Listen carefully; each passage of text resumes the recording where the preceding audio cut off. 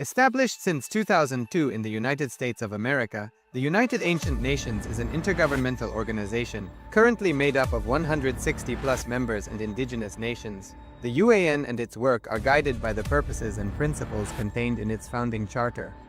The UAN is a manifestation of the profound connection amongst indigenous peoples across the world, including African, Andean, American, European, Caribbean, Oceanic, and Asian regions, rooted in shared wisdom, sustainable practices, and deep reverence for the earth. The United Ancient Nations serves as an international cultural and diplomatic organization focused on uniting indigenous cultures globally. Our governance structure is council-based without territorial claims, led by a collective leadership through our General Secretariat. As a non-state entity with UN-style advocacy, we focus on several key areas: cultural and digital heritage preservation, indigenous diplomacy, revival of indigenous knowledge systems to solve humanity's problems, global peace, environmental preservation, health and wellness, sustained economic development, indigenous and cultural tourism. While the UAN represents numerous indigenous cultures, the United States of Kalasa serves as the first indigenous nation specifically for Hindus. Kalasa's mission is focused on the revival of the ancient enlightened Sanatana Hindu civilization, with a formal governance structure including a head of state, ministers, and ambassadors. Under the leadership of SPH, Supreme Pontiff of Hinduism, Bhagavan Nityananda Paramashivoham, Kalasa has achieved recognition as a sovereign subject of international law, possessing distinctive attributes of juridical statehood. The United States of Kalasa is the main sponsor of the proposed UAN headquarters. This initiative would bring forth an estimated $100 million in revenue for the host country through summits, conferences, tourism, and development projects. The proposed UAN headquarters would represent the world's indigenous nations and peoples through its architectural design. It would blend the best of all worlds, featuring top modern architecture, the highest green building standards, and ancient Vastu architectural principles. This headquarters would serve as a central hub for indigenous diplomacy, cultural preservation, and collaborative efforts towards sustainable development and global peace. Through this initiative, we aim to create a dignified platform for indigenous leadership rooted in ancestral wisdom, cultural legitimacy, and collaborative innovation, enhancing global dialogue and regional stability. The establishment of the UAN headquarters would position a host country at the forefront of a global movement promoting indigenous wisdom while creating significant economic opportunities for the nation and its people.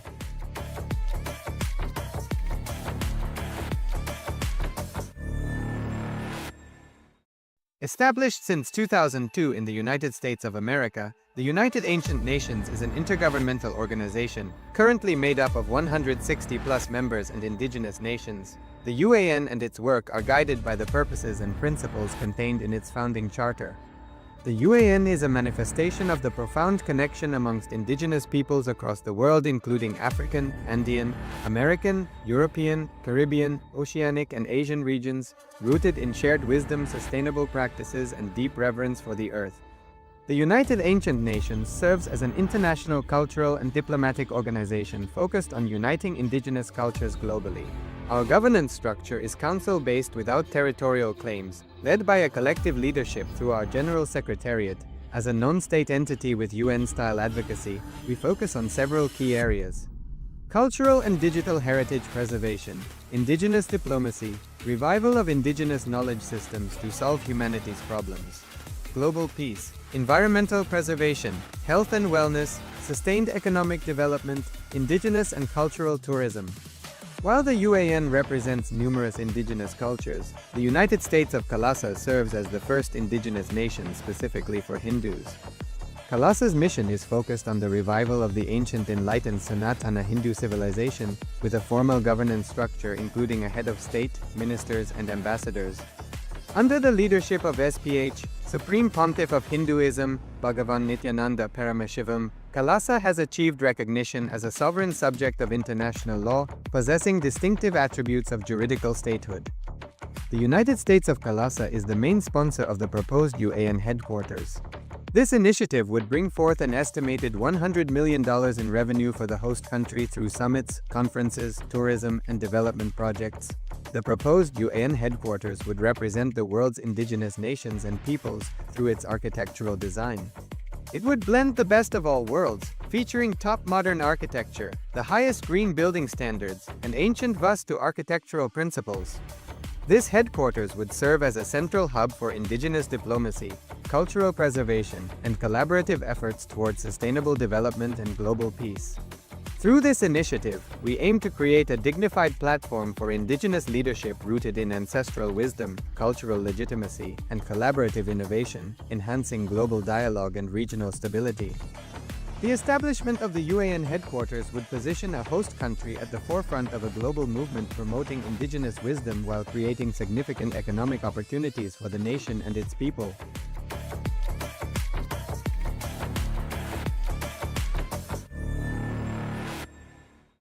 Established since 2002 in the United States of America, the United Ancient Nations is an intergovernmental organization, currently made up of 160+ members and indigenous nations. The UAN and its work are guided by the purposes and principles contained in its founding charter. The UAN is a manifestation of the profound connection amongst indigenous peoples across the world, including African, Andean, American, European, Caribbean, Oceanic, and Asian regions, rooted in shared wisdom, sustainable practices, and deep reverence for the earth. The United Ancient Nations serves as an international cultural and diplomatic organization focused on uniting indigenous cultures globally. Our governance structure is council-based without territorial claims, led by a collective leadership through our General Secretariat. As a non-state entity with UN-style advocacy, we focus on several key areas: cultural and digital heritage preservation, indigenous diplomacy, revival of indigenous knowledge systems to solve humanity's problems, global peace, environmental preservation, health and wellness, sustained economic development, indigenous and cultural tourism. While the UAN represents numerous indigenous cultures, the United States of Kalasa serves as the first indigenous nation specifically for Hindus. Kalasa's mission is focused on the revival of the ancient enlightened Sanatana Hindu civilization, with a formal governance structure including a head of state, ministers, and ambassadors. Under the leadership of SPH, Supreme Pontiff of Hinduism, Bhagavan Nityananda Paramashivoham, Kalasa has achieved recognition as a sovereign subject of international law, possessing distinctive attributes of juridical statehood. The United States of Kalasa is the main sponsor of the proposed UAN headquarters. This initiative would bring forth an estimated $100 million in revenue for the host country through summits, conferences, tourism, and development projects. The proposed UAN headquarters would represent the world's indigenous nations and peoples through its architectural design. It would blend the best of all worlds, featuring top modern architecture, the highest green building standards, and ancient Vastu architectural principles. This headquarters would serve as a central hub for indigenous diplomacy, cultural preservation, and collaborative efforts towards sustainable development and global peace. Through this initiative, we aim to create a dignified platform for indigenous leadership rooted in ancestral wisdom, cultural legitimacy, and collaborative innovation, enhancing global dialogue and regional stability. The establishment of the UAN headquarters would position a host country at the forefront of a global movement promoting indigenous wisdom while creating significant economic opportunities for the nation and its people.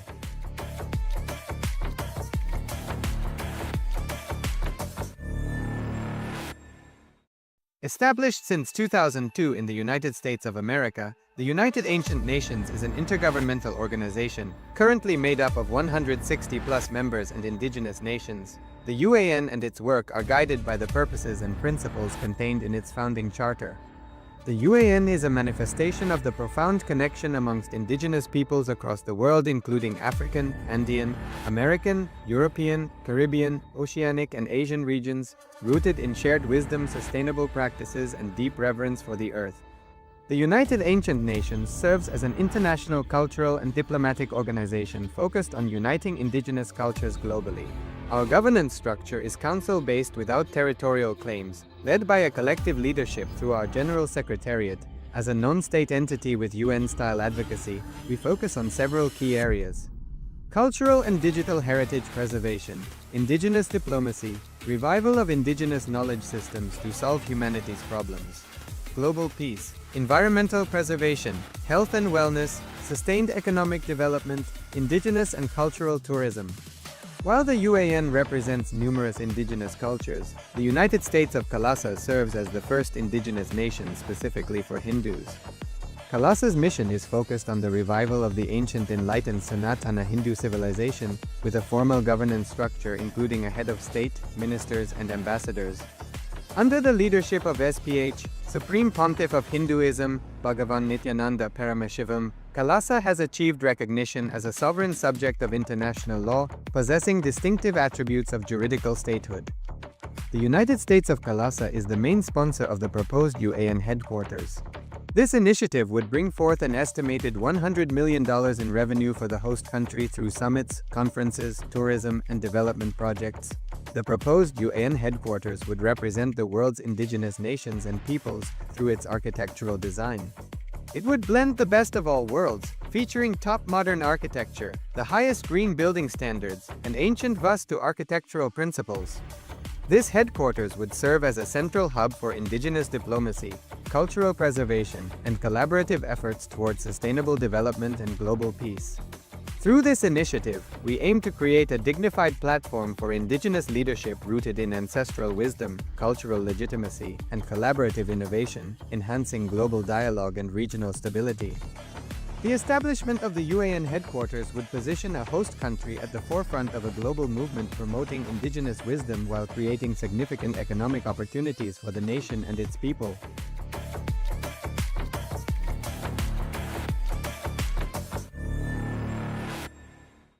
Established since 2002 in the United States of America, the United Ancient Nations is an intergovernmental organization, currently made up of 160-plus members and indigenous nations. The UAN and its work are guided by the purposes and principles contained in its founding charter.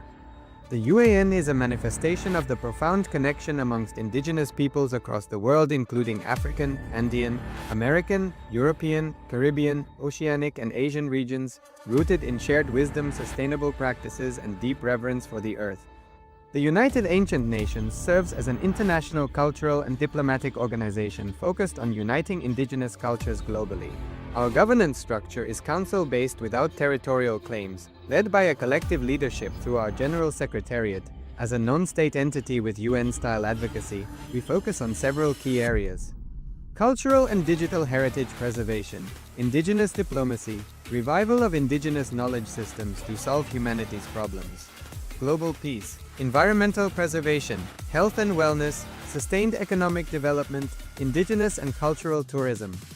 While the UAN represents numerous indigenous cultures, the United States of Kailasa serves as the first indigenous nation specifically for Hindus. Kailasa's mission is focused on the revival of the ancient enlightened Sanatana Hindu civilization, with a formal governance structure including a head of state, ministers, and ambassadors. Under the leadership of SPH, Supreme Pontiff of Hinduism, Bhagavan Nityananda Paramashivoham, Kailasa has achieved recognition as a sovereign subject of international law, possessing distinctive attributes of juridical statehood. The United States of Kailasa is the main sponsor of the proposed UAN headquarters. This initiative would bring forth an estimated $100 million in revenue for the host country through summits, conferences, tourism, and development projects. The proposed UAN headquarters would represent the world's indigenous nations and peoples through its architectural design. It would blend the best of all worlds, featuring top modern architecture, the highest green building standards, and ancient Vastu architectural principles. This headquarters would serve as a central hub for indigenous diplomacy, cultural preservation, and collaborative efforts towards sustainable development and global peace. Through this initiative, we aim to create a dignified platform for indigenous leadership rooted in ancestral wisdom, cultural legitimacy, and collaborative innovation, enhancing global dialogue and regional stability. The establishment of the UAN headquarters would position a host country at the forefront of a global movement promoting indigenous wisdom while creating significant economic opportunities for the nation and its people.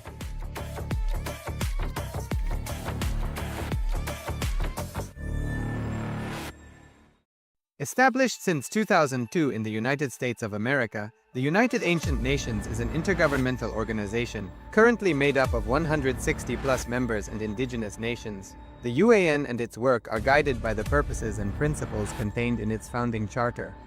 The UAN is a manifestation of the profound connection amongst indigenous peoples across the world, including African, Andean, American, European, Caribbean, Oceanic, and Asian regions, rooted in shared wisdom, sustainable practices, and deep reverence for the earth.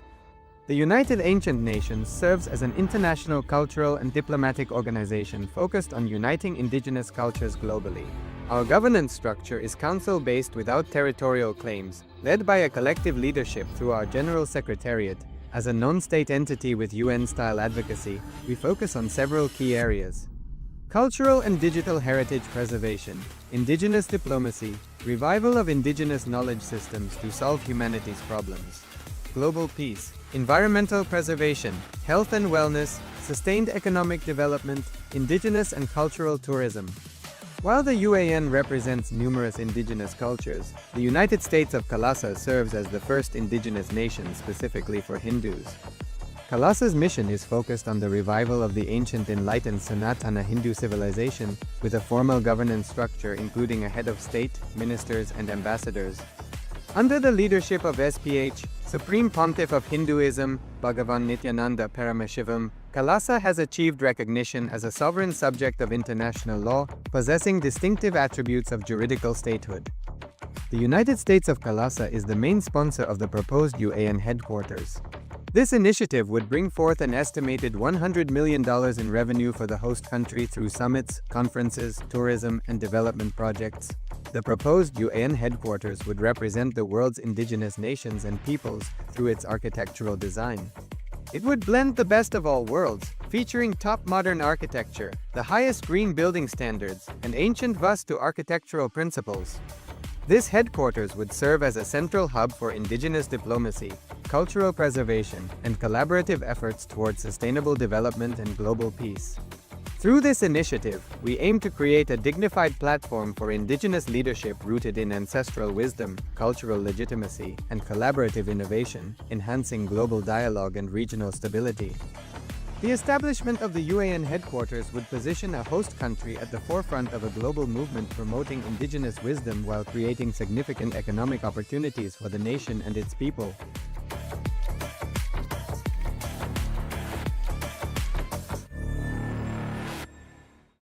Established since 2002 in the United States of America, the United Ancient Nations is an intergovernmental organization, currently made up of 160+ members and indigenous nations. The UAN and its work are guided by the purposes and principles contained in its founding charter.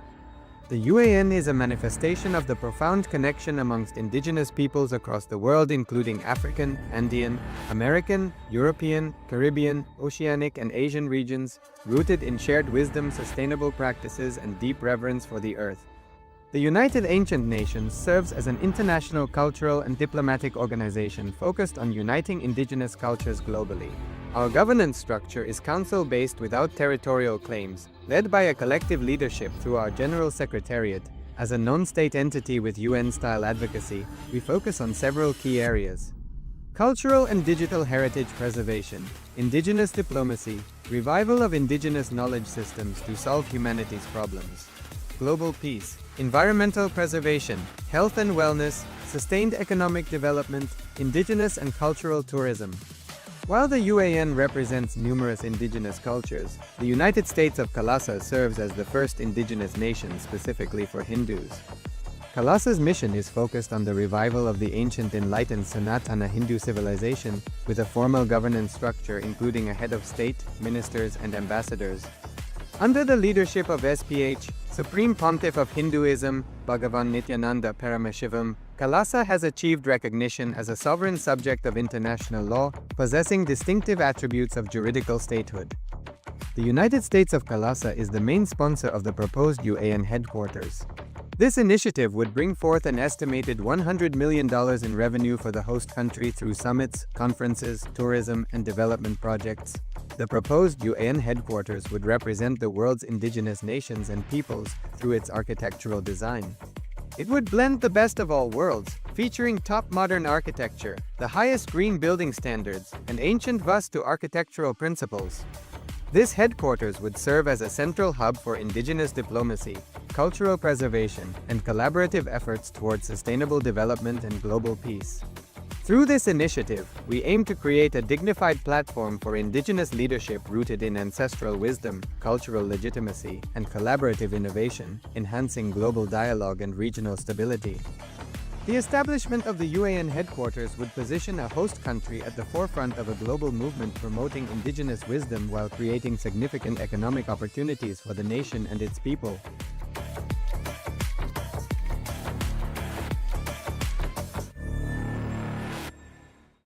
Established since 2002 in the United States of America, the United Ancient Nations is an intergovernmental organization, currently made up of 160+ members and indigenous nations. The UAN and its work are guided by the purposes and principles contained in its founding charter. The UAN is a manifestation of the profound connection amongst indigenous peoples across the world, including African, Andean, American, European, Caribbean, Oceanic, and Asian regions, rooted in shared wisdom, sustainable practices, and deep reverence for the earth. The United Ancient Nations serves as an international cultural and diplomatic organization focused on uniting indigenous cultures globally. Our governance structure is council-based without territorial claims, led by a collective leadership through our General Secretariat. As a non-state entity with UN-style advocacy, we focus on several key areas: cultural and digital heritage preservation, indigenous diplomacy, revival of indigenous knowledge systems to solve humanity's problems, global peace, environmental preservation, health and wellness, sustained economic development, indigenous and cultural tourism. While the UAN represents numerous indigenous cultures, the United States of Kailasa serves as the first indigenous nation specifically for Hindus. Kailasa's mission is focused on the revival of the ancient enlightened Sanatana Hindu civilization, with a formal governance structure including a head of state, ministers, and ambassadors.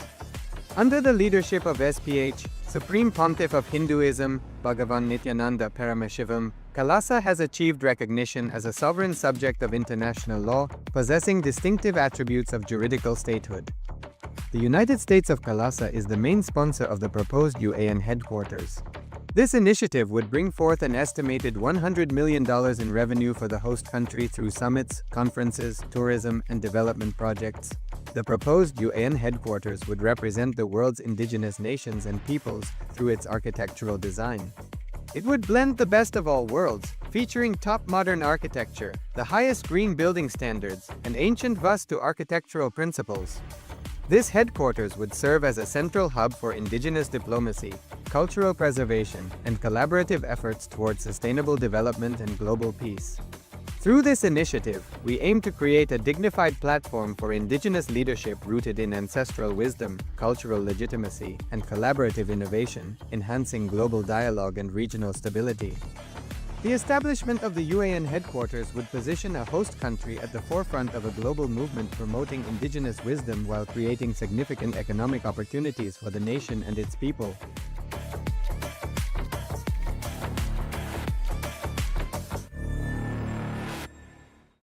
Established since 2002 in the United States of America, the United Ancient Nations is an intergovernmental organization, currently made up of 160+ members and indigenous nations. The UAN and its work are guided by the purposes and principles contained in its founding charter.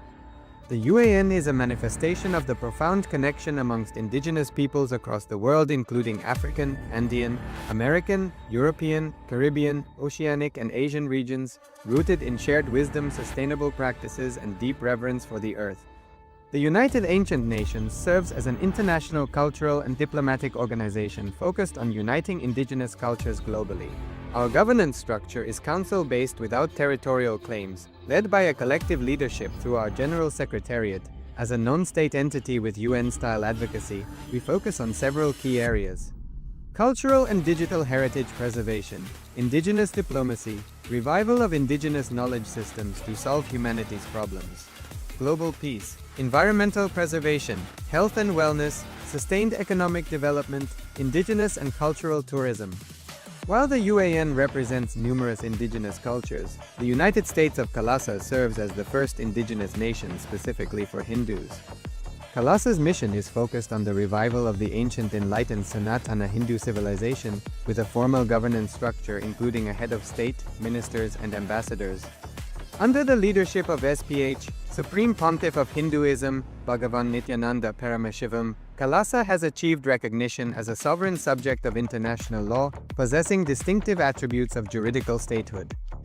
The United States of Kalasa is the main sponsor of the proposed UAN headquarters. This initiative would bring forth an estimated $100 million in revenue for the host country through summits, conferences, tourism, and development projects. The proposed UAN headquarters would represent the world's indigenous nations and peoples through its architectural design. It would blend the best of all worlds, featuring top modern architecture, the highest green building standards, and ancient Vastu architectural principles. This headquarters would serve as a central hub for indigenous diplomacy, cultural preservation, and collaborative efforts towards sustainable development and global peace. Through this initiative, we aim to create a dignified platform for indigenous leadership rooted in ancestral wisdom, cultural legitimacy, and collaborative innovation, enhancing global dialogue and regional stability. The establishment of the UAN headquarters would position a host country at the forefront of a global movement promoting indigenous wisdom while creating significant economic opportunities for the nation and its people.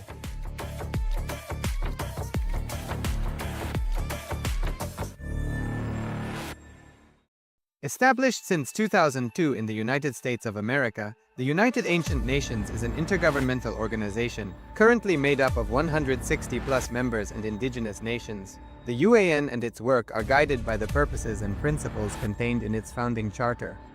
The UAN is a manifestation of the profound connection amongst indigenous peoples across the world, including African, Andean, American, European, Caribbean, Oceanic, and Asian regions, rooted in shared wisdom, sustainable practices, and deep reverence for the earth.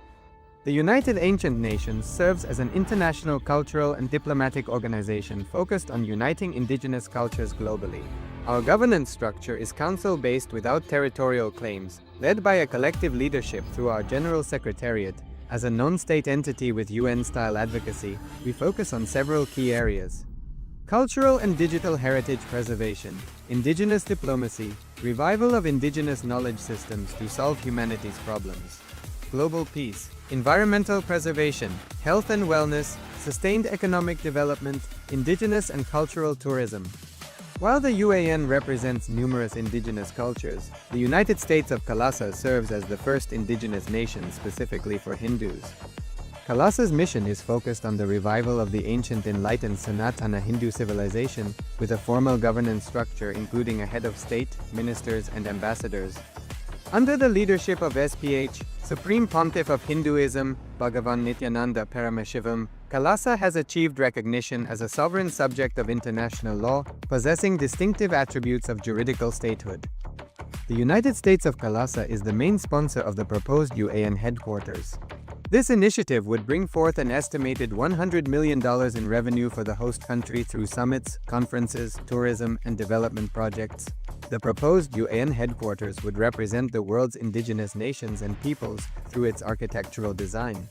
It would blend the best of all worlds, featuring top modern architecture, the highest green building standards, and ancient Vastu architectural principles. This headquarters would serve as a central hub for indigenous diplomacy, cultural preservation, and collaborative efforts towards sustainable development and global peace. Through this initiative, we aim to create a dignified platform for indigenous leadership rooted in ancestral wisdom, cultural legitimacy, and collaborative innovation, enhancing global dialogue and regional stability.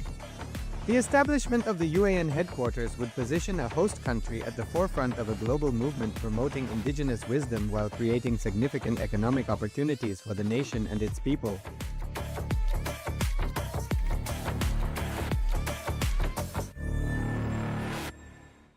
Established since 2002 in the United States of America, the United Ancient Nations is an intergovernmental organization, currently made up of 160+ members and indigenous nations. The UAN and its work are guided by the purposes and principles contained in its founding charter.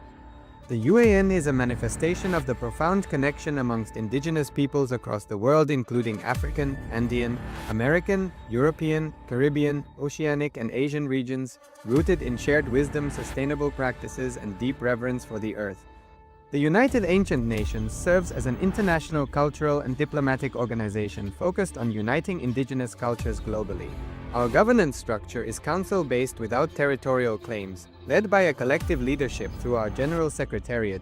As a non-state entity with UN-style advocacy, we focus on several key areas: cultural and digital heritage preservation, indigenous diplomacy, revival of indigenous knowledge systems to solve humanity's problems, global peace, environmental preservation, health and wellness, sustained economic development, indigenous and cultural tourism. While the UAN represents numerous indigenous cultures, the United States of Kalasa serves as the first indigenous nation specifically for Hindus. Kalasa's mission is focused on the revival of the ancient enlightened Sanatana Hindu civilization, with a formal governance structure including a head of state, ministers, and ambassadors. Under the leadership of SPH, Supreme Pontiff of Hinduism, Bhagavan Nityananda Paramashivoham, Kalasa has achieved recognition as a sovereign subject of international law, possessing distinctive attributes of juridical statehood. The United States of Kalasa is the main sponsor of the proposed UAN headquarters. This initiative would bring forth an estimated $100 million in revenue for the host country through summits, conferences, tourism, and development projects. The proposed UAN headquarters would represent the world's indigenous nations and peoples through its architectural design. It would blend the best of all worlds, featuring top modern architecture, the highest green building standards, and ancient Vastu architectural principles. This headquarters would serve as a central hub for indigenous diplomacy, cultural preservation, and collaborative efforts towards sustainable development and global peace. Through this initiative, we aim to create a dignified platform for indigenous leadership rooted in ancestral wisdom, cultural legitimacy, and collaborative innovation, enhancing global dialogue and regional stability. The establishment of the UAN headquarters would position a host country at the forefront of a global movement promoting indigenous wisdom while creating significant economic opportunities for the nation and its people.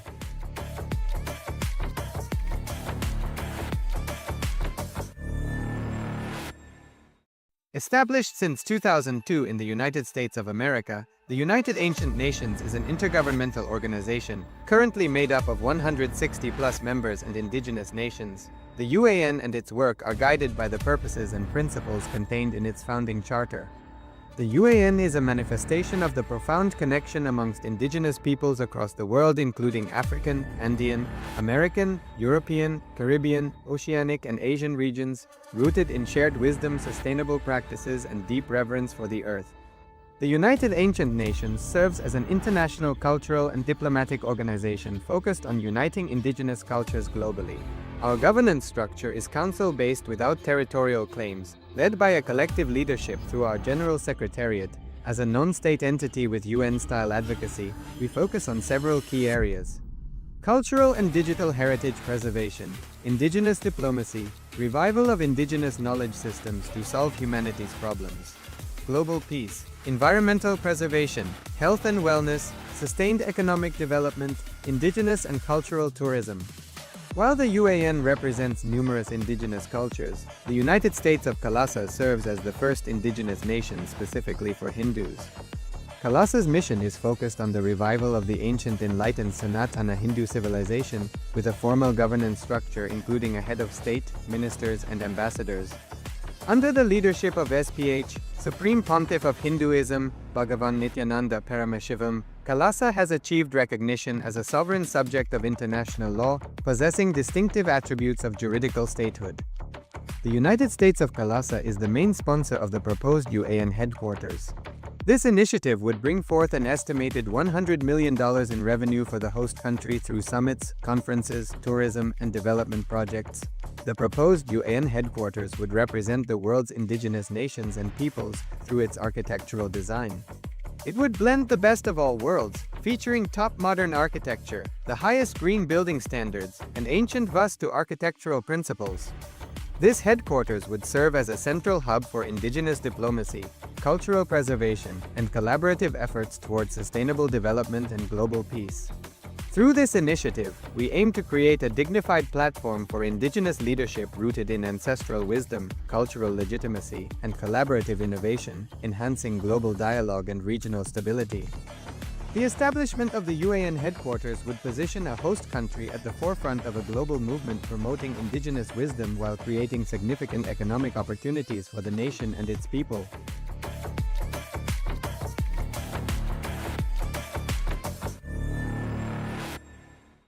Established since 2002 in the United States of America, the United Ancient Nations is an intergovernmental organization, currently made up of 160+ members and indigenous nations. The UAN and its work are guided by the purposes and principles contained in its founding charter.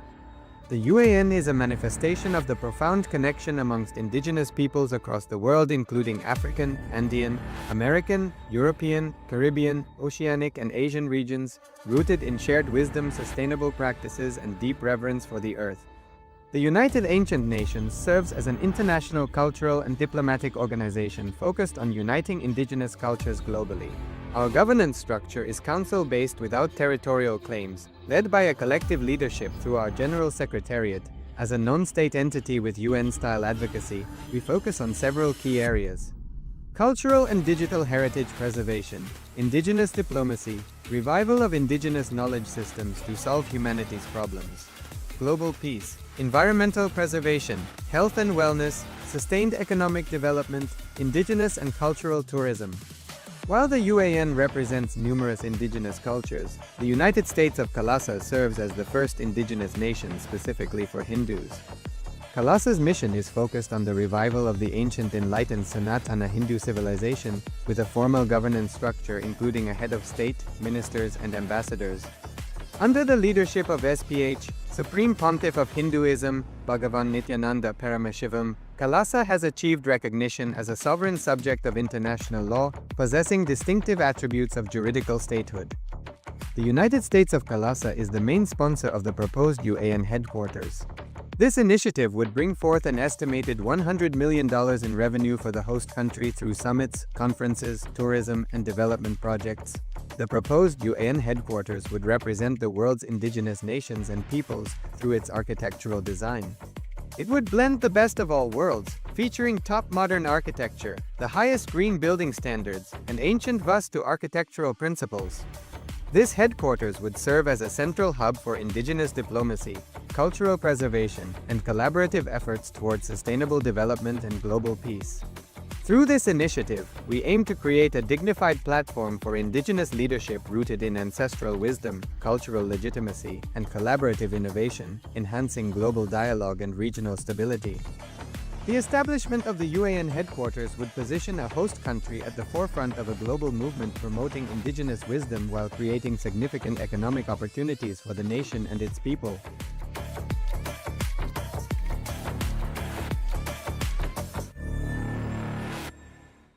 Established since 2002 in the United States of America, the United Ancient Nations is an intergovernmental organization, currently made up of 160+ members and indigenous nations. The UAN and its work are guided by the purposes and principles contained in its founding charter. The UAN is a manifestation of the profound connection amongst indigenous peoples across the world, including African, Andean, American, European, Caribbean, Oceanic, and Asian regions, rooted in shared wisdom, sustainable practices, and deep reverence for the earth. The United Ancient Nations serves as an international cultural and diplomatic organization focused on uniting indigenous cultures globally. Our governance structure is council-based without territorial claims, led by a collective leadership through our General Secretariat. As a non-state entity with UN-style advocacy, we focus on several key areas: cultural and digital heritage preservation, indigenous diplomacy, revival of indigenous knowledge systems to solve humanity's problems, global peace, environmental preservation, health and wellness, sustained economic development, indigenous and cultural tourism. While the UAN represents numerous indigenous cultures, the United States of Kailasa serves as the first indigenous nation specifically for Hindus. Kailasa's mission is focused on the revival of the ancient enlightened Sanatana Hindu civilization, with a formal governance structure including a head of state, ministers, and ambassadors. Under the leadership of SPH, Supreme Pontiff of Hinduism, Bhagavan Nityananda Paramashivoham, Kailasa has achieved recognition as a sovereign subject of international law, possessing distinctive attributes of juridical statehood. The United States of Kailasa is the main sponsor of the proposed UAN headquarters. This initiative would bring forth an estimated $100 million in revenue for the host country through summits, conferences, tourism, and development projects. The proposed UAN headquarters would represent the world's indigenous nations and peoples through its architectural design. It would blend the best of all worlds, featuring top modern architecture, the highest green building standards, and ancient Vastu architectural principles. This headquarters would serve as a central hub for indigenous diplomacy, cultural preservation, and collaborative efforts towards sustainable development and global peace. Through this initiative, we aim to create a dignified platform for indigenous leadership rooted in ancestral wisdom, cultural legitimacy, and collaborative innovation, enhancing global dialogue and regional stability.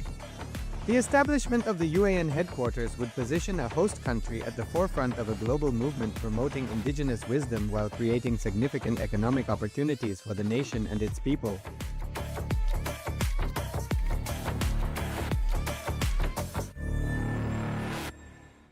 Established since 2002 in the United States of America, the United Ancient Nations is an intergovernmental organization, currently made up of 160+ members and indigenous nations. The UAN and its work are guided by the purposes and principles contained in its founding charter.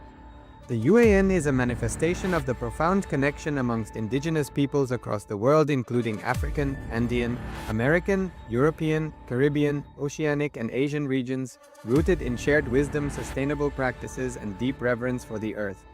The United Ancient Nations serves as an international cultural and diplomatic organization focused on uniting indigenous cultures globally. Our governance structure is council-based without territorial claims, led by a collective leadership through our General Secretariat.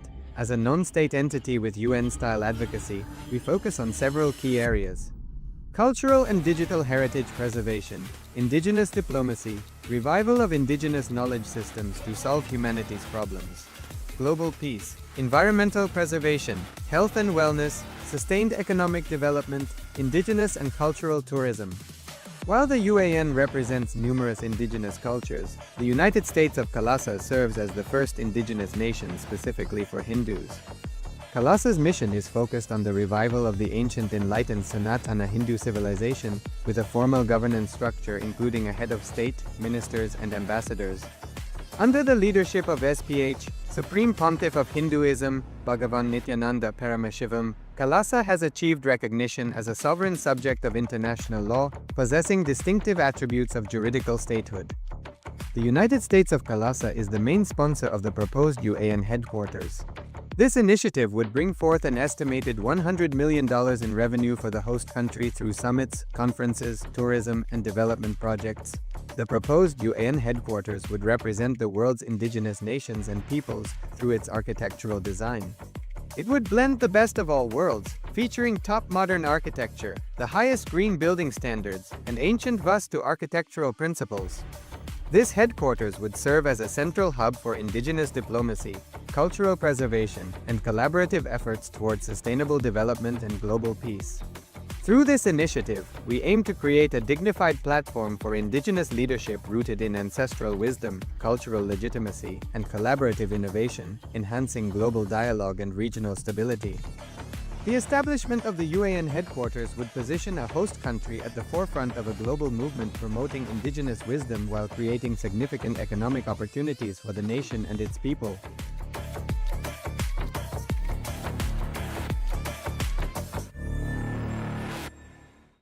Established since 2002 in the United States of America, the United Ancient Nations is an intergovernmental organization, currently made up of 160+ members and indigenous nations. The UAN and its work are guided by the purposes and principles contained in its founding charter. The UAN is a manifestation of the profound connection amongst indigenous peoples across the world, including African, Andean, American, European, Caribbean, Oceanic, and Asian regions, rooted in shared wisdom, sustainable practices, and deep reverence for the earth. The United Ancient Nations serves as an international cultural and diplomatic organization focused on uniting indigenous cultures globally. Our governance structure is council-based without territorial claims, led by a collective leadership through our General Secretariat. As a non-state entity with UN-style advocacy, we focus on several key areas: cultural and digital heritage preservation, indigenous diplomacy, revival of indigenous knowledge systems to solve humanity's problems, global peace, environmental preservation, health and wellness, sustained economic development, indigenous and cultural tourism. While the UAN represents numerous indigenous cultures, the United States of Kailasa serves as the first indigenous nation specifically for Hindus. Kailasa's mission is focused on the revival of the ancient enlightened Sanatana Hindu civilization, with a formal governance structure including a head of state, ministers, and ambassadors. Under the leadership of SPH, Supreme Pontiff of Hinduism, Bhagavan Nityananda Paramashivoham, Kailasa has achieved recognition as a sovereign subject of international law, possessing distinctive attributes of juridical statehood. The United States of Kailasa is the main sponsor of the proposed UAN headquarters. This initiative would bring forth an estimated $100 million in revenue for the host country through summits, conferences, tourism, and development projects. The proposed UAN headquarters would represent the world's indigenous nations and peoples through its architectural design. It would blend the best of all worlds, featuring top modern architecture, the highest green building standards, and ancient Vastu architectural principles. This headquarters would serve as a central hub for indigenous diplomacy, cultural preservation, and collaborative efforts towards sustainable development and global peace. Through this initiative, we aim to create a dignified platform for indigenous leadership rooted in ancestral wisdom, cultural legitimacy, and collaborative innovation, enhancing global dialogue and regional stability. The establishment of the UAN headquarters would position a host country at the forefront of a global movement promoting indigenous wisdom while creating significant economic opportunities for the nation and its people.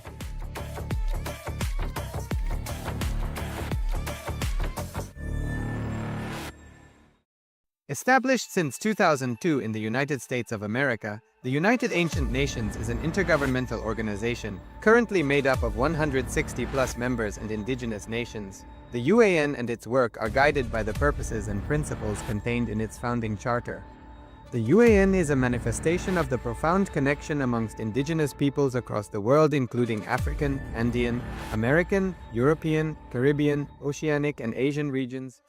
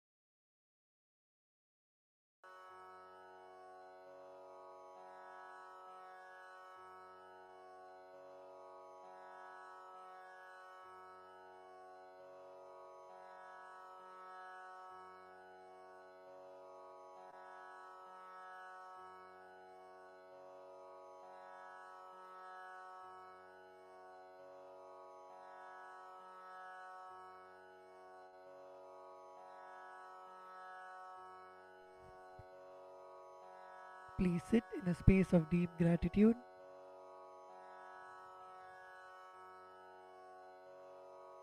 Inhale deeply and exhale.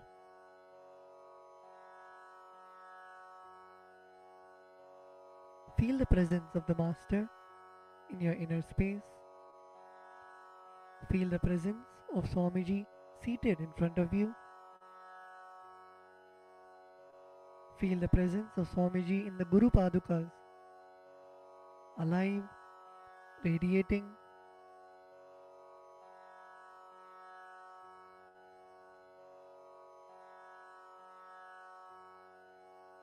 When you offer the puja, visualize you dropping all of your karmas of lifetimes, your incompletions, unfulfilled desires, patterns.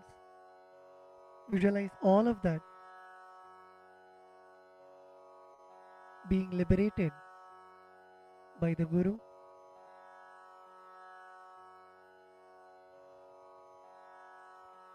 Come to a space of deep Guru Bhakti, the feeling connection with the Master.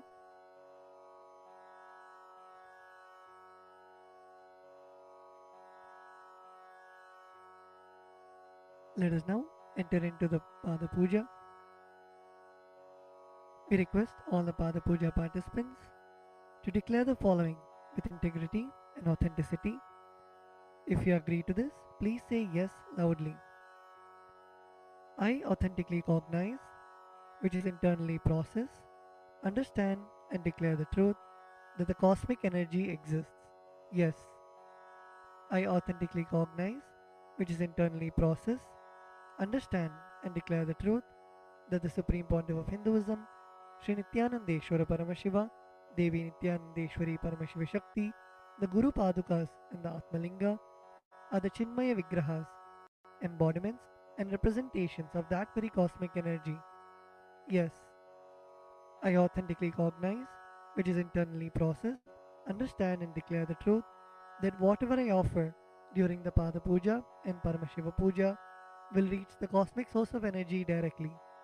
Yes, I authentically cognize, which is internally process, understand and declare the truth of Soham Asmi, that even when I worship, I am Him. Yes.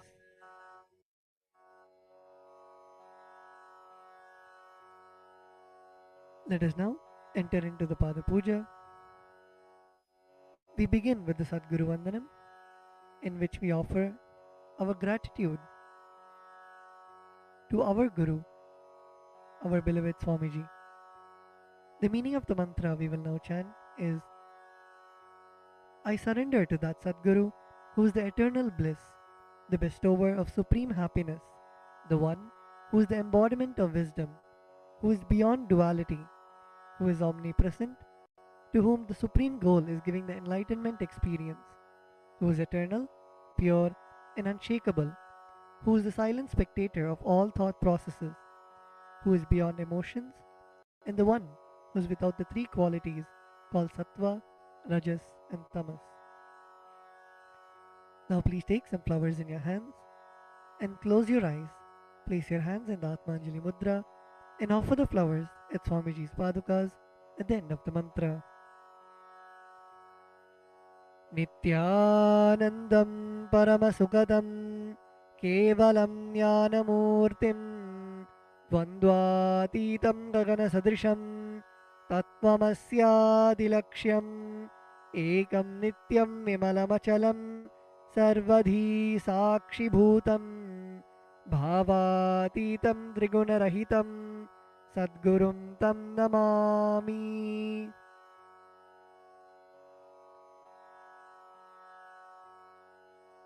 The next offering is the Guru Parampara Vandanam, where we offer our gratitude to the eternal lineage of all the Gurus, the enlightened masters. The meaning of the mantra we are now going to chant is, I surrender to the lineage of all the enlightened masters, which has Bhagavan Nityanandeshwara Paramashiva as the beginning, Devi Nityanandeshwari Paramashiva Shakti as the middle, and my master, Bhagavan Nityananda Paramashivam as the end. Now please take some flowers in your hands, place your hands in the Atmanjali Mudra, close your eyes, and offer the flowers at Swamiji's Padukas at the end of the mantra. Nityanandeshwara Paramashiva Samarambham Nityanandeshwari Paramashiva Shakti Madhyamam Nityananda Pariyantam Vande Guru Paramparam. The next is the offering of the Arunagiri Yogeshwara Vandanam, where we offer our respects and gratitude to Arunagiri Yogeshwara, who is the incarnation of Paramashiva. The meaning of the mantra we are now going to chant is, the Arunagiri Yogeshwara, who is the Lord of all beings, who has the sacred musk paste applied on his forehead, who has a glittering stick, who has worn a loin cloth on his glittering hip, who has worn the Datura flower, the king cobra, and a crescent moon on his forehead. That Arunagiri Yogeshwara's presence happens. Now please take some flowers into your hands, Place your hands in the Atmanjali Mudra, close your eyes, and offer the flowers at Swamiji's Padukas at the end of the mantra.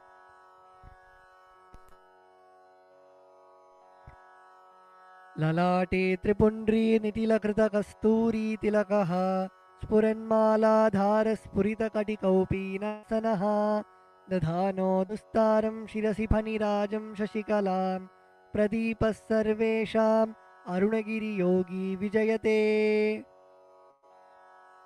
The next is the Tattvachamanam, the ritualistic cleansing of the mouth. Now keeping your right hand in the Gokarna Mudra, pour an Uddharani of water into your right palm and sip the water from the base of your right palm each time the word Swadha is chanted.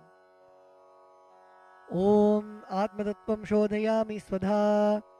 Om Vidyatattvam Shodhayami Swadha. Om Shivatattvam Shodhayami Swadha. Now at the base of your right hand thumb, wipe your lips twice from the right to the left. Om Ham Mridayaya Namaha. Wash your hands with an Uddharani of water. With the tips of your right hand index, middle and ring fingers touch above the upper lip and below the lower lip. Wash your hands. With the tips of your right hand index finger and thumb joined together, touch your right nostril and the left nostril. With the tips of your ring finger and thumb joined together, touch your right eye, right ear and left ear. Wash your hands with an Uddharani of water. With the tips of your little finger and thumb joined together, touch your navel center, the right chest and left chest. With all 5 fingers joined together, touch the top of your head, right shoulder, left shoulder and the heart center. Wash your hands with an Uddharani of water. The next mantra is Shuklam Bharadaram. We chant this mantra invoking the energy of Mahaganapati, the remover of obstacles. The meaning of the mantra we are now going to chant is, I meditate upon the Lord Ganesha, who is clad in white garments, who is all-pervading, who is as bright colored as the moon, who has a smiling, pleasant face, having 4 shoulders and hands, and who is the remover and pacifier of all obstacles. Now please take the akshata, the turmeric mixed rice in your hands, and a flower in your right hand. Keeping both your hands as fists, tap the sides of your forehead along with the mantra. Shuklam Bharadharam Vishnum Shashivarnam Chaturbhujam Prasannavadanam Dhyayet Sarva Vignopashantage. The next is the pranayama, the regulation of the prana, the life energy. Now keeping the akshata in your right hand, open your little finger, ring finger and your thumb. Inhale through the left nostril while closing your right nostril. Hold your breath for as long as possible and exhale through your right nostril by moving your thumb away.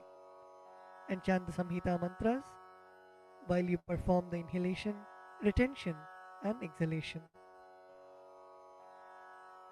Om Hom Ishanamurdhaya Namaha, Om Him Tatpurushavakraya Namaha, Om Hum Bhagavadhayaya Namaha, Om Him Vamdevuhyaya Namaha, Om Hum Satyojatamoorteye Namaha, Om Ham Mridayaya Namaha, Om Him Shirase Namaha, Om Hum Shikaya Namaha, Om Him Kavachaya Namaha, Om Hum Netrebhyo Namaha, Om Hastraya Namaha, Om Hom Ishanamurdhaya Namaha, Om Him Tatpurushavakraya Namaha, Om Hum Bhagavadhayaya Namaha, Om Him Vamdevuhyaya Namaha, Om Hum Satyojatamoorteye Namaha, Om Ham Mridayaya Namaha, Om Him Shirase Namaha, Om Hum Shikaya Namaha, Om Him Kavachaya Namaha, Om Hum Netrebhyo Namaha, Om Hastraya Namaha, Om Hom Ishanamurdhaya Namaha, Om Him Tatpurushavakraya Namaha, Om Hum Agorhadayaya Namaha, Om Him Amadeguhyaya Namaha, Om Hum Satyojatamurtaya Namaha, Om Ham Mridayaya Namaha, Om Him Shirase Namaha, Om Hum Shigaya Namaha, Om Him Kavachaya Namaha, Om Hum Netrebhyo Namaha, Om Hastraya Namaha.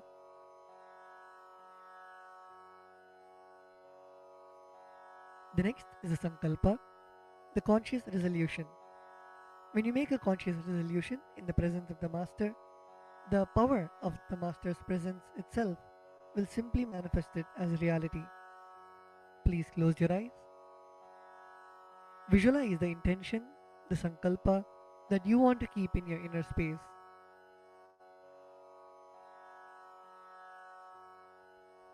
Visualize your feeling connection with the Master. Visualize anything that you want to happen as reality.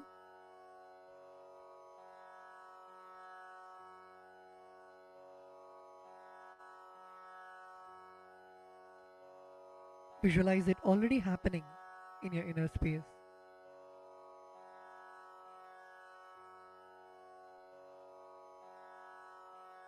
Now with this intention, Keeping the akshata in your left palm, close it with your right palm and keep both the hands on your right thigh. We will now chant the Sankalpa mantra. Om Mamopatta Samasta Duridakshayadvara Bhagavat Shri Nityananda Paramashiva Prityartham Shri Nityanandeshwari Paramashiva Shakti Sameta Shri Nityanandeshwara Paramashiva Prityartham Cha Shubhe Shobhane Muhurte Adya Brahmanaha Dvitiya Parardhe Shri Shvetavaraha Kalpe Vaivaswatamanvantare Ashtavimshatitame Nitya Yuge Prathame Pade Jambudvipe भारतवर्षे भरतखण्डे मेरोः दक्षिणे पार्श्वे शकाब्दे अस्मिन् वर्तमाने व्यवहारिके प्रभवादीनां षष्ट्याः संवत्सराणां मध्ये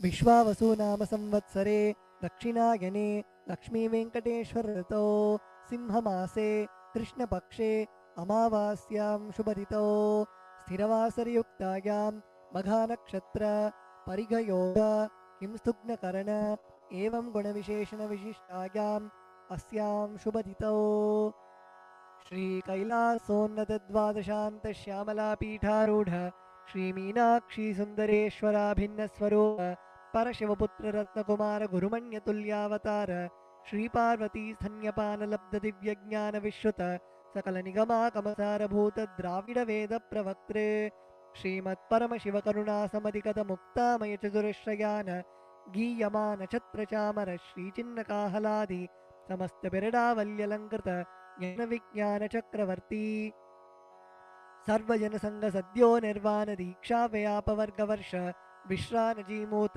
परमतकलभकेसरी शैवसिद्धान्तस्थापनाचार्य श्रीराजाधिराजपाण्ड्यमहाराजगुरु क्षपनशाक्यादिमहान्धकारनिवारणज्ञानभानु वीक्षणानर्हार्हध्वजोच्छेदनपूर्वक श्रीमद्वृषभध्वजस्थापक शैवसमयकर्त्रे सर्वज्ञपीठारूढ श्रीजगद्गुरो श्रीज्ञानसम्बन्धदेशिकस्वामि वागीशसुन्दरमाणिक्यवाचकस्वामिनाम् अवतारभूत श्रीज्ञानसम्बन्धस्वामि पुनरुद्धृत श्यामलापीठ सर्वज्ञपीठ तृणवत्युत्तरद्विशततमगुरुमहासन्निधान अरुणगिरियोगीश्वर परम्परागत अरुणाचल सर्वज्ञपीठ गुरुमहासन्निधान कैलास परम्परागत काञ्ची कैलास सर्वज्ञपीठ त्रयस्त्रिंशदुत्तरद्विशततमगुरुमहासन्निधान नित्योत्सव नित्यमङ्गल नित्यकल्याण नित्यरजित कैलास परम्परागत आदिकैलास नित्यानन्दपीठ महासंस्थान महासिंहासनपीठकर्त्रे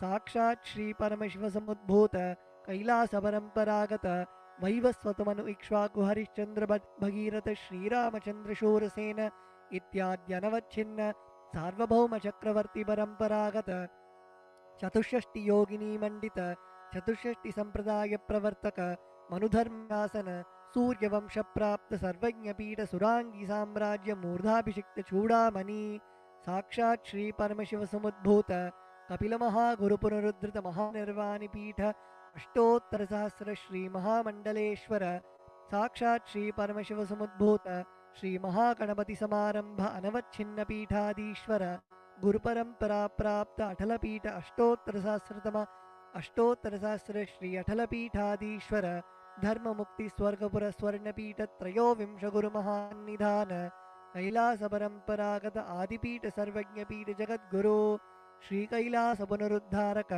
श्री कैलास परमाचार्य श्रीमत्परमहंस परिव्राजकाचार्य वर्य सच्चिदानंद प्रणव स्वरूप श्रोत्रिय ब्रह्मनिष्ठ श्रीमज्जगद्गुरु श्रीलश्री भगवत् श्री नित्यानंद ब्रह्मशिव श्री ज्ञानसम्बन्धदेशिक परमाचार्य स्वामिनां प्रीत्यर्थं तेषां पादारविन्दयोः भक्तिसिद्ध्यर्थं गुरुकृपाकटाक्षसिद्ध्यर्थं क्षेमस्थैर्यवीर्यविजय आयुरारोग्य ऐश्वर्याणाम् अभिवृद्ध्यर्थं धर्मार्थकाममोक्षचतुर्विध फलपुरुषार्थसिद्ध्यर्थं समस्तदुरितोपशान्त्यर्थं समस्तमङ्गलावाप्त्यर्थं भगवत् श्री नित्यानन्द परमशिवप्रसादेन सकुटुम्बस्य ज्ञानवैराग्य जीवन्मुक्तिप्राप्त्यर्थं श्री नित्यानन्देश्वरी परमशिवशक्ति समेत Shri Nityanandeshwara Paramashiva Avatar Bhuta Shri Sarvadeva Devi Swarupa Bhagavat Shri Nityananda Paramashiva Pratyakshapada Pujam Karishye Shri Nityanandeshwari Paramashiva Shakti Sameta Shri Nityanandeshwara Paramashiva Pujam Jakarishye Om Apaupasprisya. Wash your hands with an udrani of water. The next is the Gantanada. Now please take the bell in your left hand and hold it above your heart center and ring the bell as you chant the following mantra. Om Agamarthantu Devanam Gamanarthantu Rakshasam Gantanadam Karomyado Devata Hwanalanchanam Ganta Devatabhyo Namaha. The next is the Manasa Puja, the internal worship. Now please close your eyes. Visualize the meaning of the mantra in your inner space.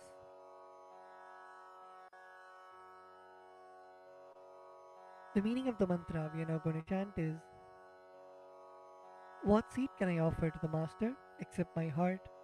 I offer the gratitude flowing as the nectar to wash his feet and to rinse his mouth. I offer my mind itself as the arghya, the bouquet. To my Master, who is the very cosmos, what clothing can I offer except the space? I offer my very prana, the life energy, as the incense, and I offer the ocean of nectar as the food offering.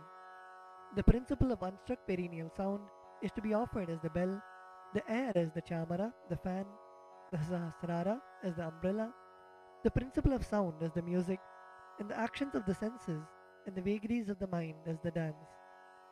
I offer all the 7 chakras along with the Shushumna Nadi as a flower garland. The different kinds of flowers with which the Guru should be worshipped are the guilelessness, freedom from the ego, freedom from suffering when your desires are not fulfilled, freedom from arrogance, freedom from ignorance, freedom from deceit, freedom from hatred, freedom from agitation, freedom from jealousy and greed. And the Guru should also be worshipped with the flowers of non-violence, mastery over the senses, compassion, forgiveness, and enlightenment. Now please take some flowers in your hands and place your hands in the Kurma Mudra. Close your eyes and offer the flowers at Swamiji's Padukas at the end of the mantra. Requesting all the participants to look at the Acharya and perform the Kurma Mudra.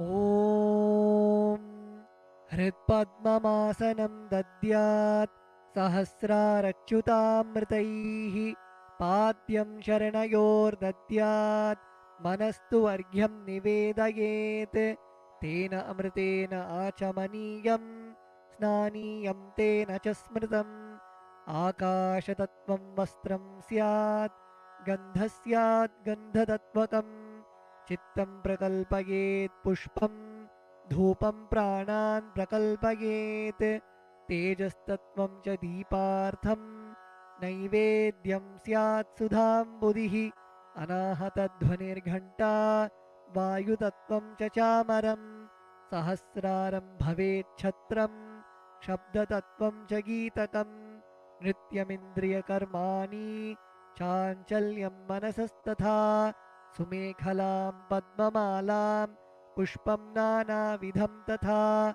Amayadyair Bhava Pushpaihi Archayed Bhava Gocharam Amayam Anahankaram Aragam Amadam Tatha Amohakam Adambham Cha Advesha Akshopakau Tatha Amatsaryam Alobham Cha Dashapushpam Vidurbudhaha Ahimsa paramam pushpam pushpamindriya nigraha daya pushpam kshama pushpam jnana pushpam cha panchamam iti panchadashair bhava pushpaihi sampujayet bhagavantam Shri Nityananda Paramashivam.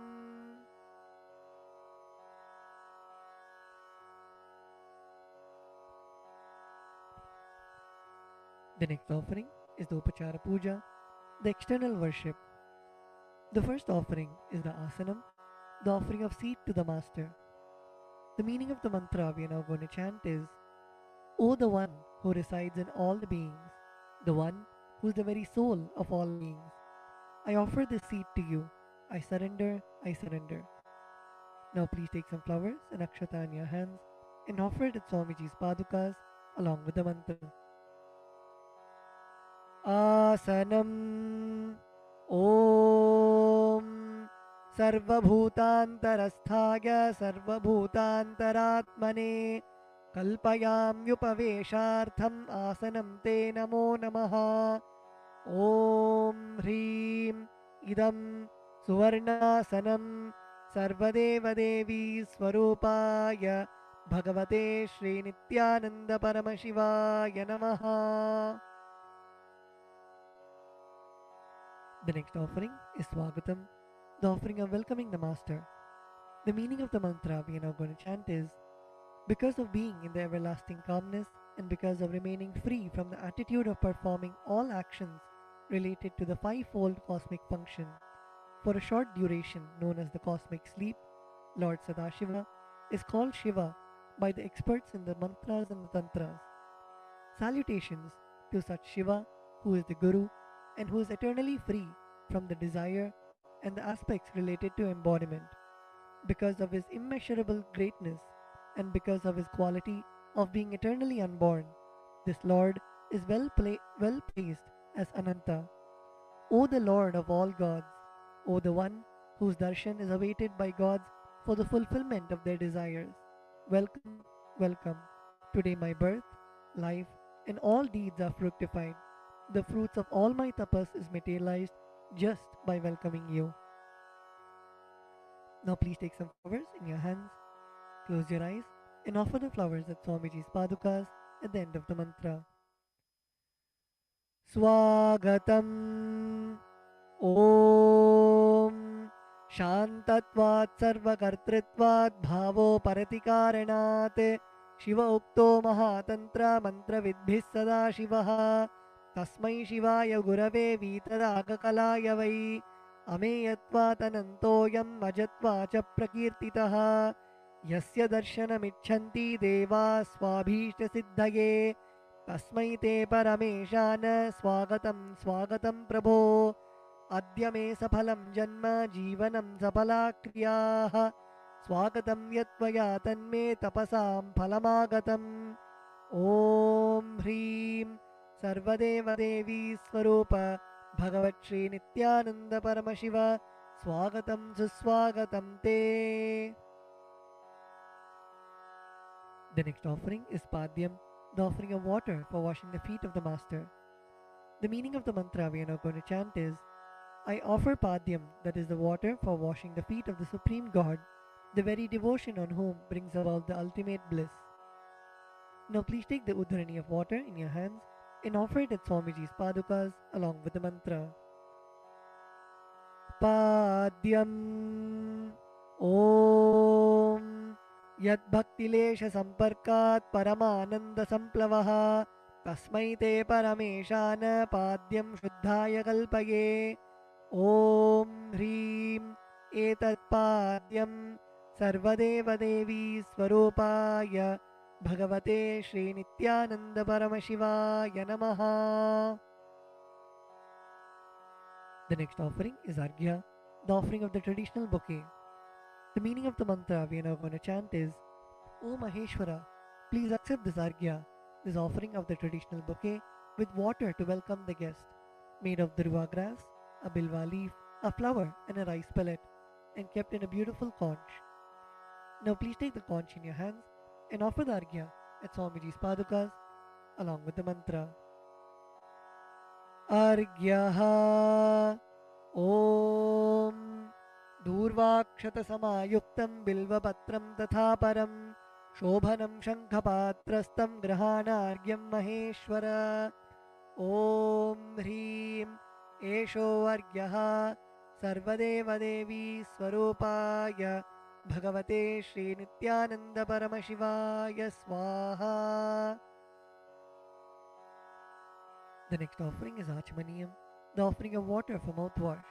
The meaning of the mantra we are now going to chant is, please accept this auspicious and sin removing Ganga water offered by me as Achamaniyam, that is the water for mouthwash, offered by me with devotion to you. Now please take an udhrani of water in your hand and offer it at Swamiji's padukas along with the mantra. Achamaniyam Om Mandakinyastu Yadvari Sarvapapaharam Shubham Grihanachamaniyam Tvam Maya Bhaktya Niveditam Om Hrim Idam Achamaniyodakamं Sarvadeva Devi Swarupaya Bhagavate Shri Nityananda Paramashivaya Swadha. The next offering is Madhuparka, the offering of the nectarine drink. The meaning of the mantra we are now going to chant is, for the destruction of all negativities, I offer this Madhuparka, this drink which is full of nectar. Be pleased towards me, O Lord. Now please take the Madhuparka in your hands and offer it at Swamiji's padukas along with the mantra. Madhuparkaha Om Sarvakalmashanashaya Paripurna Sudhatmakam Madhuparkamimam Deva Kalpayami Prasidame Om Hrim Esha Madhuparkaha Sarvadeva Devi Swarupaya Bhagavate Shri Nityananda Paramashivaya Swadha. The next offering is Gandhate to you, O healer of all the worlds. You are the purest among all the worlds. Now please take the Gandhatailam, the scented oil in your hands. Om Sneham Grihana Snehena Lokanam Hitakaraka Sarvalokeshu Shuddhastvam Dadami Snehamuttamam Om Hrim Idam Gandhatailam Sarvadeva Devi Swarupaya Bhagavate Shri Nityananda Paramashivaya Nivedayami. The next offering is Naniyam, the offering of water for the sacred bath. The meaning of the mantra we are now going to chant is, please accept this cool, pure and clear water which is capable of seizing my mind for your sacred bath offered by me with devotion to you. Now please take an udhrani of water in your hands and offer it at Swamiji's padukas along with the mantra as ring the bell as you do so. Snaniyam Om Idam Shushitalam Vari Shvacham Shuddham Manoharam Snanartham Te Maya Bhaktya Kalpitam Pratirihyatam Om Hrim Idam Snaniyodakam Sarvadeva Devi Swarupaya Bhagavate Shri Nityananda Paramashivaya Nivedayami. The next offering is Vastram, the offering of the sacred cloth. We will now be repeating the meaning of the mantras and the mantras together, requesting all the participants to please sit straight. Sit with your head, neck and spine in a straight line. And when you chant, chant from your stomach as loudly as you can.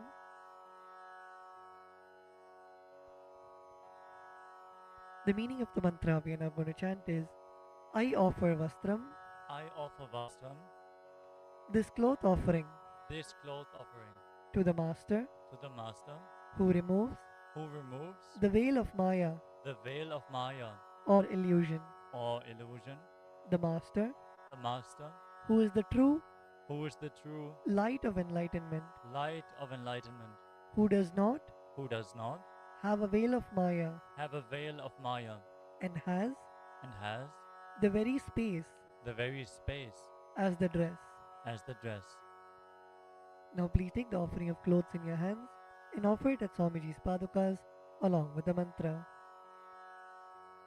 Vastram Vastram Om Om Maya Maya Chitra Chitra Patachanna Padachanna Nija Nija Guhyo Kuhyo Rutejase Rutejase Niravarana Niravarana Vijnaya Vijnaya Vasaste Vasaste कल्पयाम्यहम् kalpayamyaham Om om ह्रीं hrim इदं idam वस्त्रोत्तरीयं vastrotareyam सर्वदेवदेवी sarvadevadevi स्वरूपाय swarupaya भगवते bhagavate Shri Nityananda Shri Nityananda परमशिवाय Paramashivaya निवेदयामि. Nivedayami. The next offering is Abharanam, the offering of the sacred jewelry. The meaning of the mantra we are now going to chant is, I offer I offer this golden ornament this golden ornament to you, Master, to you, Master, who, who, by the very nature, by the very nature, has has a very a very gracefully gracefully beautiful body, beautiful body, and who is and who is the repository the repository of all powers. of all powers. May you be pleased. May you be pleased. Now please take the jewelry in your hands and offer it at Swamiji's padukas along with the mantra.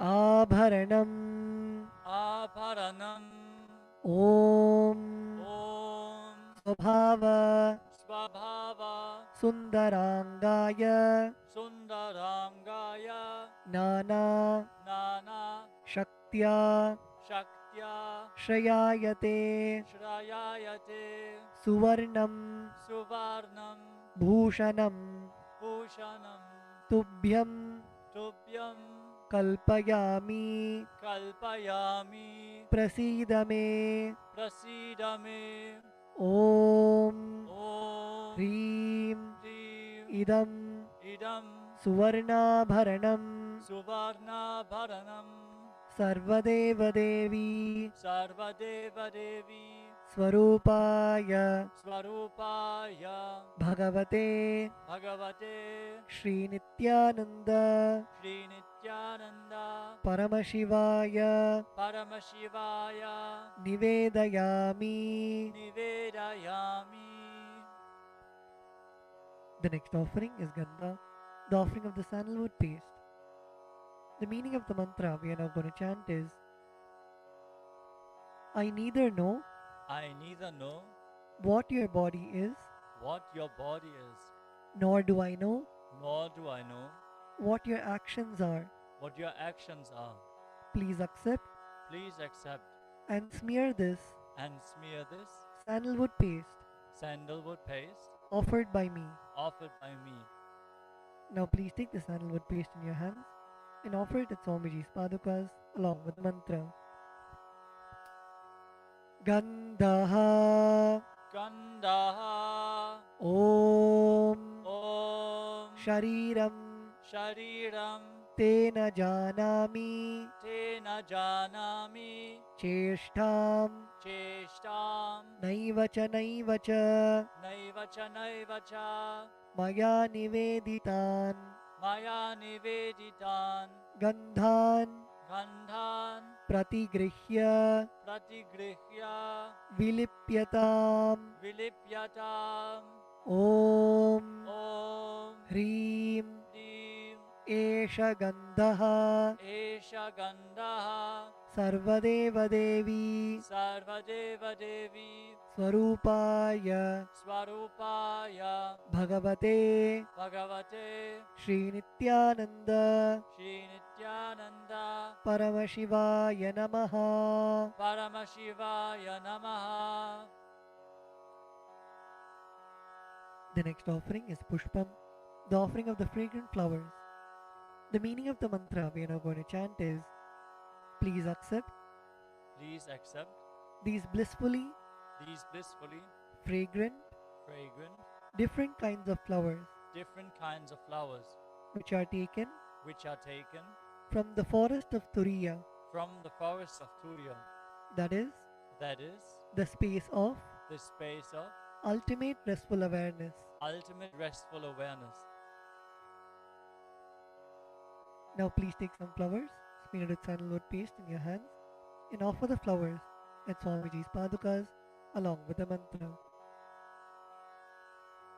Pushpam Pushpam Om Om Turiyavana Turiyavana Sampannam Sampannam Nana Nana Gunamanoharam Gunamanoharam Ananda Ananda Saurabham Saurabham Pushpam Pushpam Grihyatam Grihyatam Idamuttamam Idamuttamam Om Om Hrim Hrim Etani Etani Sachandana Pushpani Sachandana Pushpani Sarvadeva Devi Sarvadeva Devi Swarupaya Swarupaya Bhagavate Bhagavate Shri Nityananda Shri Nityananda Paramashivaya Vaushate. Paramashivaya Vaushat.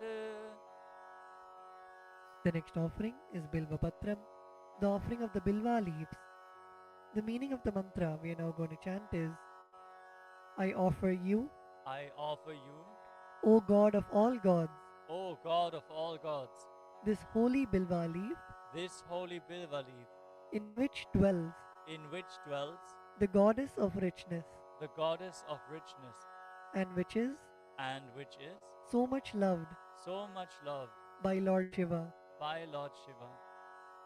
Now please take the Bilva leaf smeared with sandalwood paste in your hands and offer it at Swamiji's Padukas along with the mantra. Bilva Patram Bilva Patram Om Om Amritodbhavam Amritodbhavam Shri Vriksham Shri Vriksham Shankarasya Shankarasya Sada Priyam Sada Priyam Bilva Patram Bilva Patram Prayachami Prayachami Pavitram Te Pavitram Te Sureshwara Sureshwara Om Om Hrim Hrim Etani Etani Sachandana Sachandana Bilvapatrani Bilvapatrani Sarvadeva Devi Sarvadeva Devi Swarupaya Swarupaya Bhagavate Bhagavate Shri Nityananda Shri Nityananda Paramashivaya Vaushate. Paramashivaya Vaushat. The next offering is Tulasi Patram, the offering of the Tulsi leaves. The meaning of the mantra we are now going to chant is let this offering Let this offering of Tulsi leaf of Tulasi leaf be unto the be unto the Supreme Soul Supreme Soul who has who has unlimited forms unlimited forms and who is and who is the bestower the bestower of all boons. of all boons.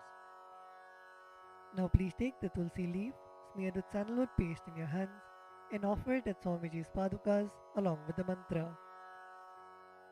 Tulasi Patram Tulasi Patram Om Om Namaste Namaste Bahurupaya Bahurupaya Varadamurtage Varadamurtaye Paramatmane Paramatmane Swaha Swaha Om Om Hrim Hrim Idam Idam Sachandana Sachandana Tulasi Patram Tulasi Patram Sarvadeva Devi Sarvadeva Devi Swarupaya Swarupaya Bhagavate Bhagavate Shri Nityananda Shri Nityananda Paramashivaya Namaha. Paramashivaya Namaha.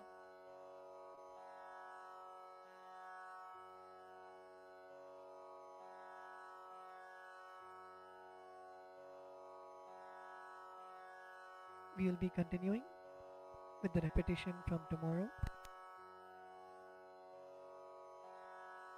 The next offering is Dhupa, the offering of the lit incense. The meaning of the mantra we are now going to chant is, this incense smoke is made of the sacred herbs of intoxicating fragrance. Please accept this incense smoke fit to be inhaled by all the devas. Now please take the lit incense sticks in your hands and slowly wave it towards Swamiji's padukas along with the mantra, and please ring the bell as you do so. Dhupaha Om Vanaspatiraso Divyo Gandhadhyassu Manoharaha Agreyas Sarvadevanam Dhupoyam Pratigrihyatam Om Hrim Esha Dhupaha Sarvadeva Devi Swarupaya Bhagavate Shri Nityananda Paramashivaya Namaha. The next offering is Deepa, the offering of the lit lamp. The meaning of the mantra we are now going to chant is, please accept this light of inner and outer worlds, which is very bright and removes darkness from everywhere. Now please take the lit lamp in your hands and slowly wave it towards Swamiji's padukas along with the mantra, and please ring the bell as you do so. Deepaha Om Suprakasho Mahadipaha Sarvatastimiراpaha Sabāhyābhyantarajyotirdeepoyam pratigrihyatam Om Hrim Esha Deepaha Sarvadeva Devi Swarupaya Bhagavate Shri Nityananda Paramashivaya Namaha. The next offering is Naivedyam, the offering of the food. The meaning of the mantra we are now going to chant is, these different kinds of food offerings are prepared from sweetener and other ingredients. O Lord, please accept this food offering prepared by me with devotion. Now please take an udrani of water in your hands and hover it clockwise over the Naivedyam and offer the water at Swamiji's padukas along with the mantra, and please ring the bell as you do so.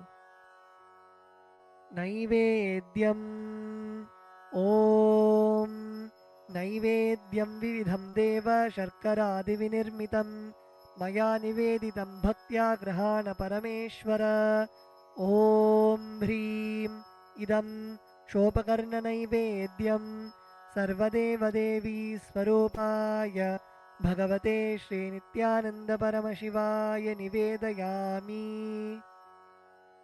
The next offering is Paniyam, the offering of water for drinking. The meaning of the mantra we are now going to chant is, O God, the Lord of all demigods, the one who bestows deep fulfillment upon us, please accept this water full of infinite bliss. Now please take an udrani of water in your hands and offer it at Swamiji's padukas along with the mantra. Paniyam Om Samastadeva Devesha Sarvatriptikaram Param Akhandananda Sampurnam Grahana Jalamuttamam Om Hrim Idam Panarthodakam Sarvadeva Devi Swarupaya Bhagavate Shri Nityananda Paramashivaya Namaha. The next offering is Punarachamaniyam, the offering of water for drinking. Now please take the meaning of the mantra we are now going to chant is, I offer this water for washing the hands and the mouth to you, whose mere remembrance purifies everybody. Now please take an udrani of water in your hands and offer it at Swamiji's padukas along with the mantra. Punarachamaniyam Om Uchishtamapya Sujirva Yasya Smaranamatrataha Shuddhimapnoti Tasmai Te Punarachamaniyakam Om Hrim Idam Punarachamaniyodak Sarvadeva Devi Swarupaya Bhagavate Shri Nityananda Paramashivaya Swaha. The next offering is Aratrikam, the offering of Arati to the Master. Now please take the lit camphor in your hands and slowly wave it towards Swamiji along with the mantra, and please ring the bell as you do so. Aratrikam Om Hrim Esha Deepamala Sarvadeva Devi Swarupaya Bhagavate Shri Nityananda Paramashivaya Namaha Om साङ्ग्रहण्येष्ट्यायजते इमां जनतागुं सङ्गृह्णानीति द्वादशारत्नीरशना भवति द्वादशमासा संवत्सरः संवत्सरमेवावरुन्धे मौञ्जी भवति ऊर्ध्वै मुञ्जाः ऊर्जमेवावरुन्धे चित्रानक्षत्रं भवति चित्रं वा एतत् कर्म कर्पूरगौरं करुणावतारं संसारसारं भुजगेन्द्रहारं सदा वसन्तं हृदयारविन्दे भवं भवानी सहितं नमामि भवं भवानी सहितं नमामि भवं भवानी सहितं नमामि आरात्रिकं समर्पयामि भगवत्श्री नित्यानंद परमशिव चरणकमलेभ्यो नमः. The next offering is Pushpanjali, the offering of the fragrant flowers. The meaning of the mantra we are now going to chant is: Guru is the Brahma, who is the source of creation of the universe, Vishnu, who is the source of sustenance of the universe, and Shiva, who is the rejuvenation of the universe. I surrender to that Guru. Guru is all the three put together in a single form. I surrender to the Guru, who is omnipresent and who has also given me a glimpse of his experience. I surrender to the Guru, who has with the brush of wisdom opened my eyes, blinded by ignorance. I surrender to the Guru, who by giving the knowledge about the self has burnt my karmic baggage of so many births. I surrender to the Guru, who is the Lord of the cosmos, who is the Guru of the cosmos. My soul is the same soul which is in all the beings. I surrender to Dakshinamurti, the primal Guru, who manifests himself differently in the form of Ishvara, Tower of supreme happiness, the one who is the embodiment of wisdom, who is beyond duality, who is omnipresent, to whom the supreme goal is giving the enlightenment experience, who is eternal, pure, and unshakable, who is the silent spectator of all thoughts, and who is beyond emotions, and who is beyond the three qualities called Sattva, Rajas, and Tamas. Now please take a few flowers in your hands and close your eyes till the end of the mantra and offer the flowers at Swamiji's Padukas at the end of the mantra.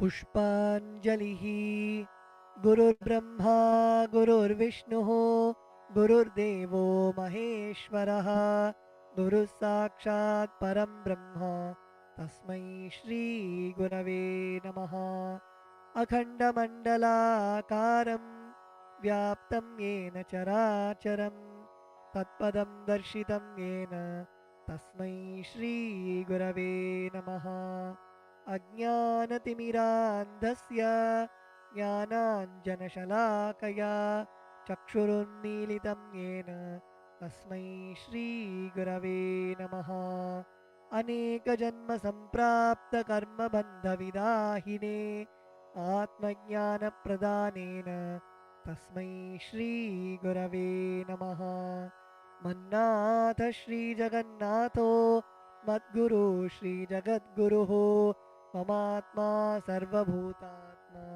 Tasmai Shri Gurave Namaha Ishvaro Gururatmeti Murti Bheda Vibhagine Vyomavadvyapta Dehaya Dakshinamurtaye Namaha Nityanandam Paramasukadam Kevalam Jnanamurtim Dvandvatitam Gaganasadrisham Tattvamasyaadilaksham Ekam Nityam Vimalamachalam Sarvadi Sakshibhutam Bhavatitam Trigunarahitam Sadgurum Tam Namami Pushpanjalim Samarpayami Bhagavatshri Nityananda Paramashiva Charnakamaleebhyo Namaha Om Nityanandam.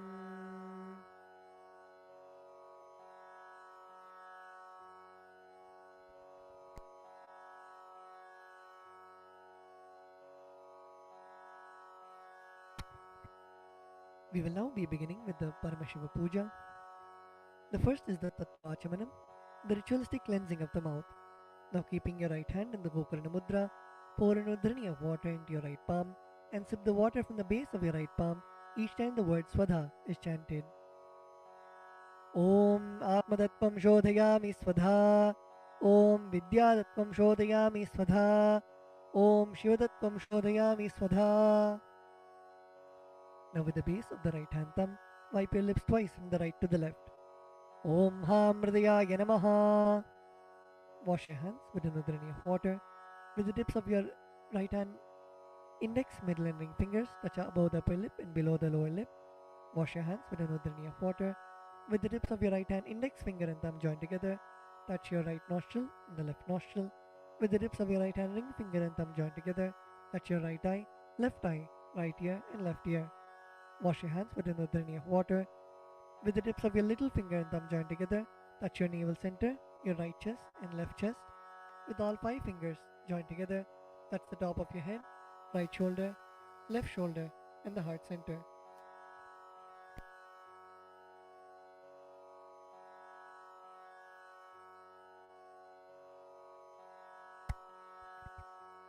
The next is Sakalikaranam, invoking Bhagavan Paramashiva inside our own body. Please close your eyes. Visualize Bhagavan Paramashiva's energy radiating throughout your body. Visualize Swamiji's presence in your inner space. We will now be invoking Bhagavan Paramashiva in every part of our body, filling us with the space of Sohamasmi, that even when I worship, I am Him.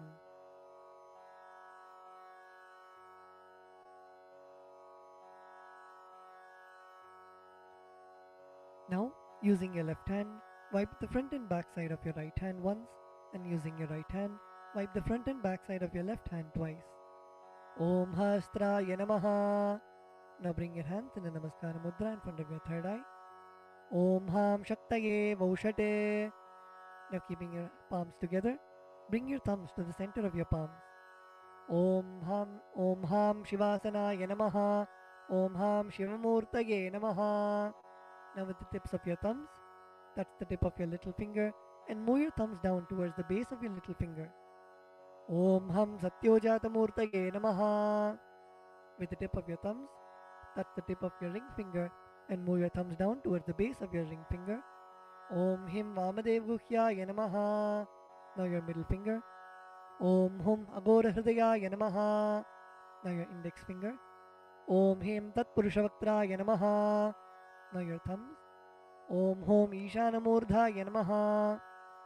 Now bring your palms in front of you. Bring your thumbs touching the center of your palms. Om Ham Hom Vidyadehaya Namaha. Now bend your index, middle and ring fingers such that they touch the center of your palms. Om Hom Netrebhyo Namaha.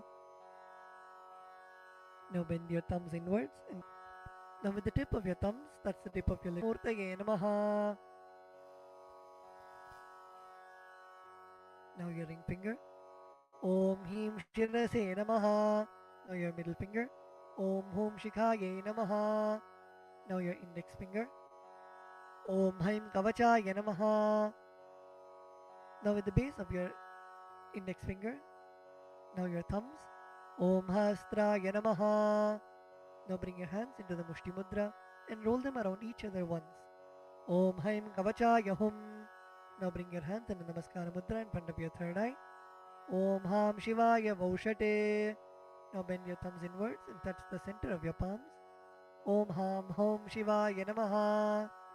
Now with the right hand, ring finger and thumb join together, touch Ananda Gandha. Om Ham Shivasanaya Namaha. Om Ham Shivamurtaye Namaha. Now keeping your thumbs and little finger together, touch your respective knees. Om Ham Satyojatamurtaye Namaha. Now with the right hand thumb and ring finger join together, touch your navel center. Om Him Vamadevaguhyaya Namaha. Now with your right hand thumb and middle finger join together, touch your heart center. Om Hum Agora Hridayaya Namaha. Now with your right hand thumb and index finger joined together, touch above your upper lip. Om Hem Tat Purushavakraya Namaha. Now with the tip of your right hand thumb, touch the top of your forehead. Om Hom Ishanamurdhaya Namaha. With your right hand thumb and ring finger joined together, touch your Anandagandha. Om Ham Hom Vidyadehaya Namaha. With the tip of your right hand index, middle and ring finger, touch your right eye, third eye and left eye respectively. Om Haum Netrebhyo Namaha.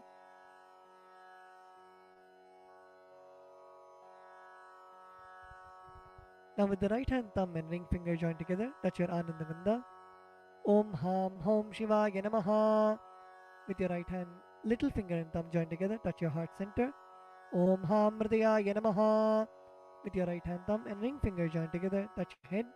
Om Him Shirase Swaha. With the right hand thumb and middle finger joined together, touch the back of your head. Om Hum Shikhaye Voshate. Now cross your left hand over your right hand in front of your chest, keeping your index finger in form of a hook, and uncross your arms, moving them around of your head and bringing them till your chest. Om Haim Kavachaya Hum. Now strike your right thumb onto your left palm and the left thumb onto your right palm. Om Hastaya Bate. Now with your right hand, index finger and middle finger, strike your left palm thrice. Om Hastraya Humpate. Using your right hand, index finger and thumb, snap in all the 10 directions around you, the 8 directions and down and up. Om Hastraya Pate.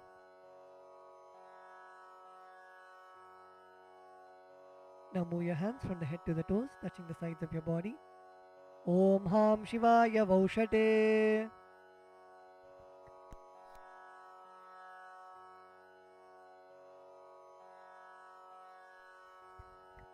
The next is Samanya Arghya Stapana, energizing the water with which you worship Bhagwan Paramashiva. Now please mix some akshata, flowers and sandalwood paste into the water in the Panchapatram. Cover the mouth of the Panchapatram with your palm and chant Om 7 times internally. Om Om Om Om Om Om Om. Now snap your index finger and thumb around the Panchapatram in all the 10 directions. Om Hastraya Pate.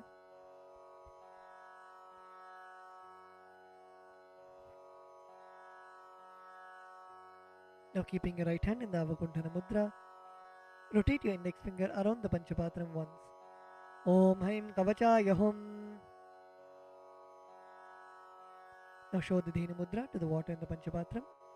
Om Ham Shivaya Vaushate. Next, we'll be entering into the Avahana, invoking Bhagwan Paramashiva into our Atmalinga. Now offer a flower to your Atmalinga. Om Ham Shivasanaya Namaha. Now please take some flowers in your hands and place your hands in Atmanjali Mudra, and we will now be chanting the Dhyana Shloka, meditating on the form of Bhagwan Paramashiva in your inner space. Lalate Tripundri Nitilakrita Kasturi Tilakaha Spuranmaladhara Spuritakadikaupi Navasanaha Dadhano Dustaram Shirasi Panirajam Shashikalam Pradipas Sarvesham Arunagiri Yogi Vijayate Indhuni Papanchamuka Hastadashayuktam Shulmrigatankama Sivajrama Bayam Syat Pashavaradankushamanijjvalana Vame Shvetakamalasana Sadashivaswarupam. Om Ham Shivamurtaye Namaha. Om Ham Om Shivaya Namaha. Shri Nityanandeshwari Paramashiva Shakti Sameta Shri Nityanandeshwara Paramashivaya Namaha. Dhyayami Avahayami. Now please show the respective mudras for the mantras and invoke Bhagwan Paramashiva into your Atmalinga. Request him to receive all of your offerings. Now place your thumbs onto your respective palms and place your palms open facing upwards. Om Ham Shivaya Namaha Ityavahana Mudram Pradarshya. Turn your palms facing downwards. Sthapana. Bring your hands into fists parallel to each other. Sannidhana. Now place your thumbs inside of your fists. Nishthura mudram pradarshya. Now interlace your fingers inwards and clasp your hands, keeping your thumbs out. Astraya humphat iti kalakanthi mudram pradarshya. Now hold your left thumb with your right hand and cover your right hand with your left hand. Om Ham Shivaya Namaha iti linga mudram. Now bring your hands in the Namaskara mudra. Namaskara mudram. Now rotate your right hand index finger around your Atmalinga in a clockwise manner. Om Haim Kavachaya Hum iti avakunthana mudram japradarshya. Now we will be entering into the Upachara Puja. Now please take some akshata in your hands and offer it at Bhagavan Paramashiva along with the mantra. Om Ham Hom Shivaya Namaha Shri Nityanandeshwari Paramashiva Shakti Sameta Shri Nityanandeshwara Paramashivaya Namaha Asanam Samarpayami. The next is the offering of Padyam, Argyam and Achamaniyam. Now please take an udrani of water and show it to Bhagavan Paramashiva's feet and offer it in the Padya Patram. Om Ham Shivaya Namaha. Now please take an udrani of water and show it to Bhagavan Paramashiva's mouth and offer it in the Achamana Patram. Om Ham Shivaya Svadha. Now please take an udrani of water and show it to Bhagavan Paramashiva's crown and offer it in the Arghya Patram while chanting the mantra. Om Ham Shivaya Swaha Shri Nityanandeshwari Paramashiva Shakti Sameta Shri Nityanandeshwara Paramashivaya Namaha Padyachamanargyam Dattva. The next offering is Naniyam, the sacred bath for Bhagavan Paramashiva. Now please take the water in your hands and offer it onto Bhagavan Paramashiva as you chant the following mantra, and please ring the bell as you do so.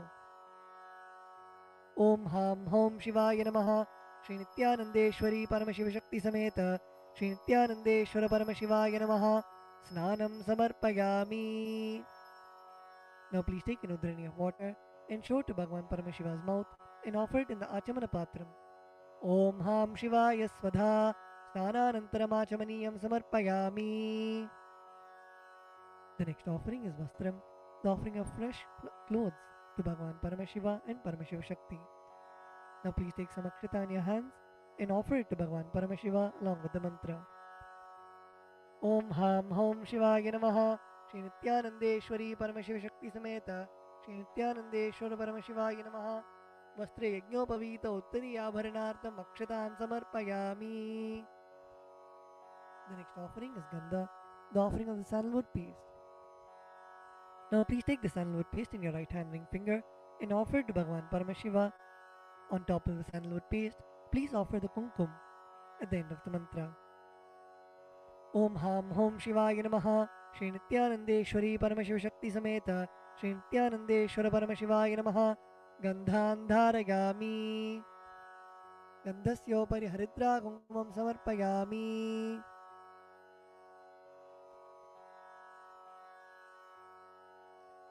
The next offering is Ashtapushpa Puja, the offering of flowers to Bhagavan Paramashiva.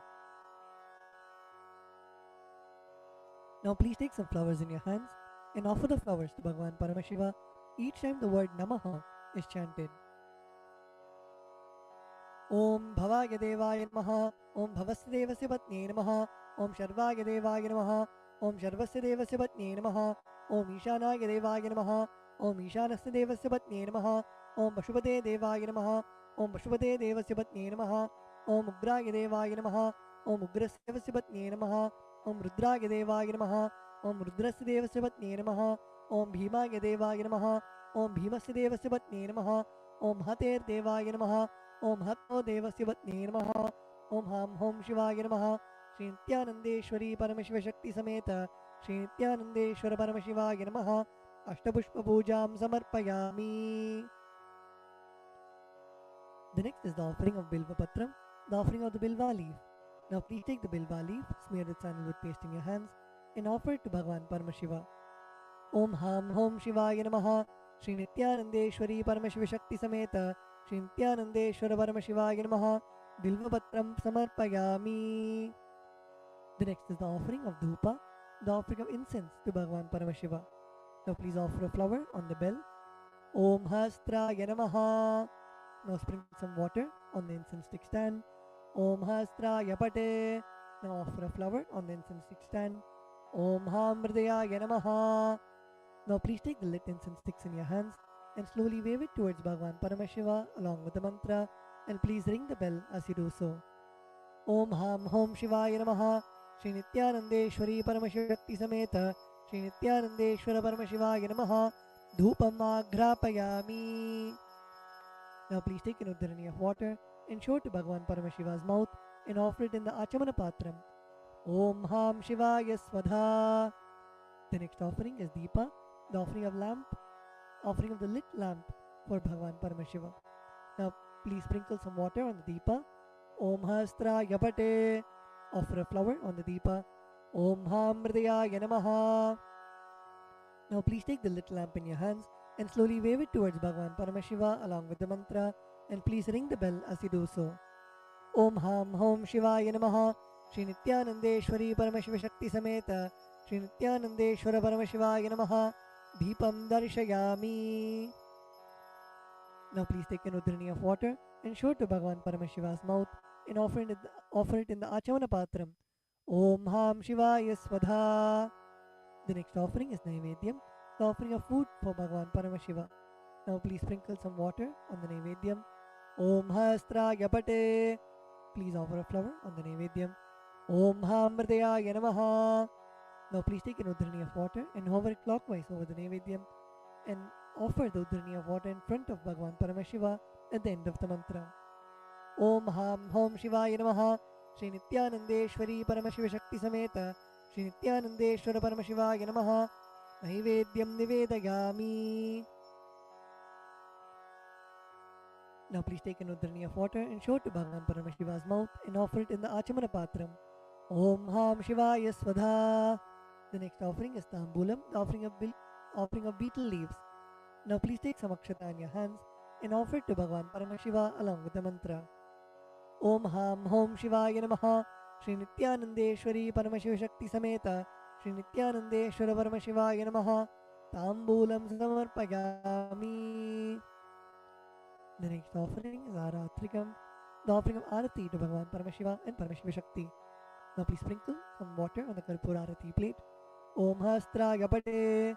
Please offer a flower on the Karpura Arati plate. Om Hamridaya Namaha.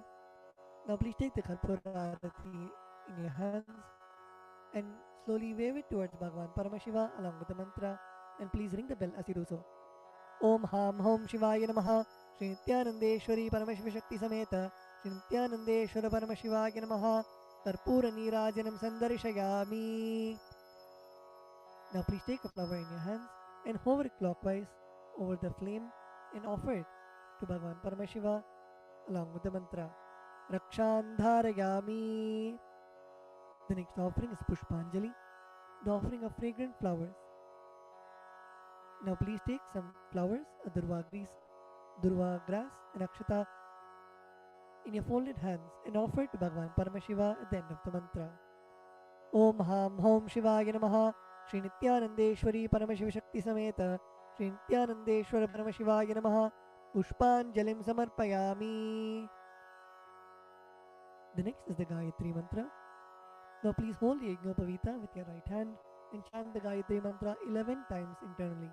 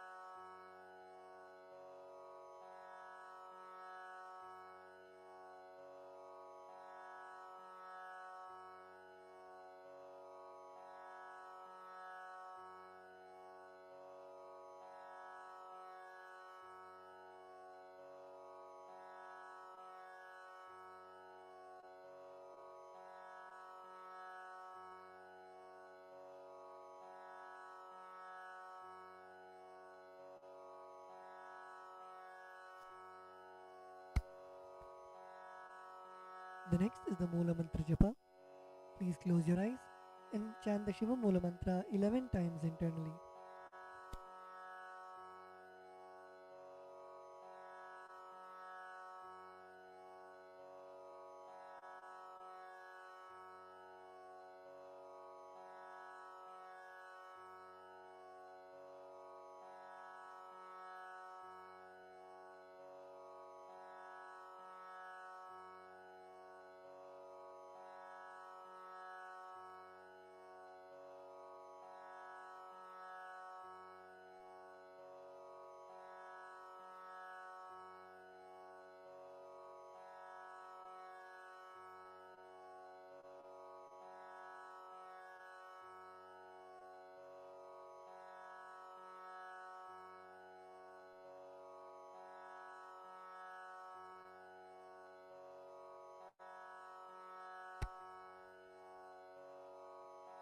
The next is the Kshama Prarthana.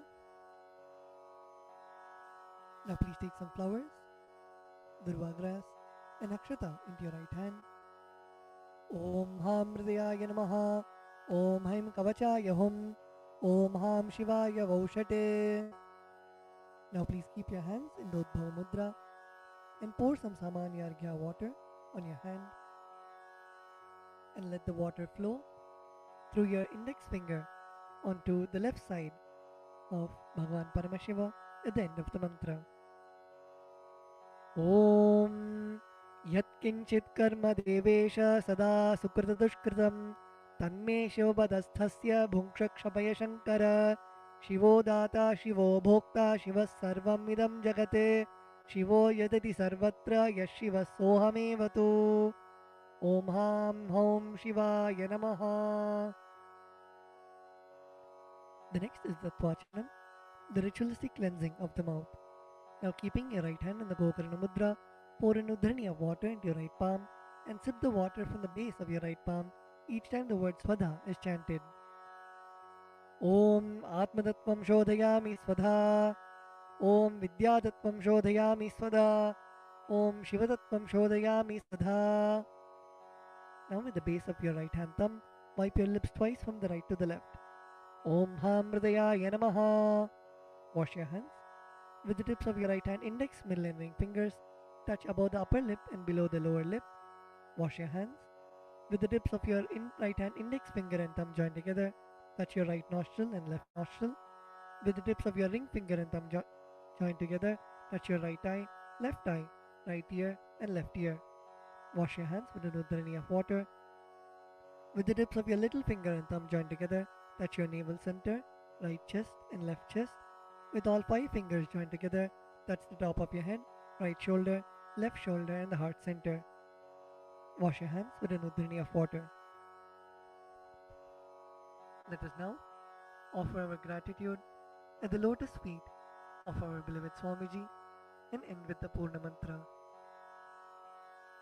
Om Purnamadav Purnamidam Purnat Purnam Dachyate Purnasya Purnamataya Purnamevavashishyate.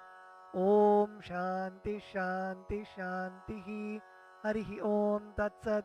Sarvam Bhagavat Shri Nityananda Paramashiva Padukarpanamastu. Om Nityanandam.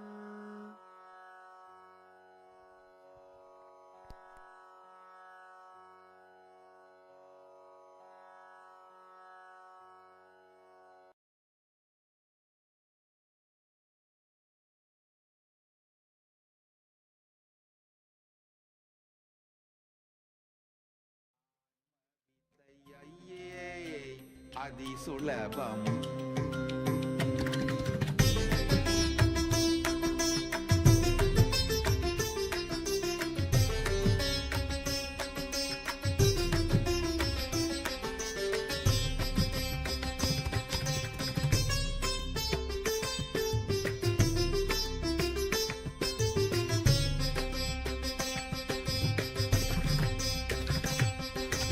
Ayye Adi Sulabam.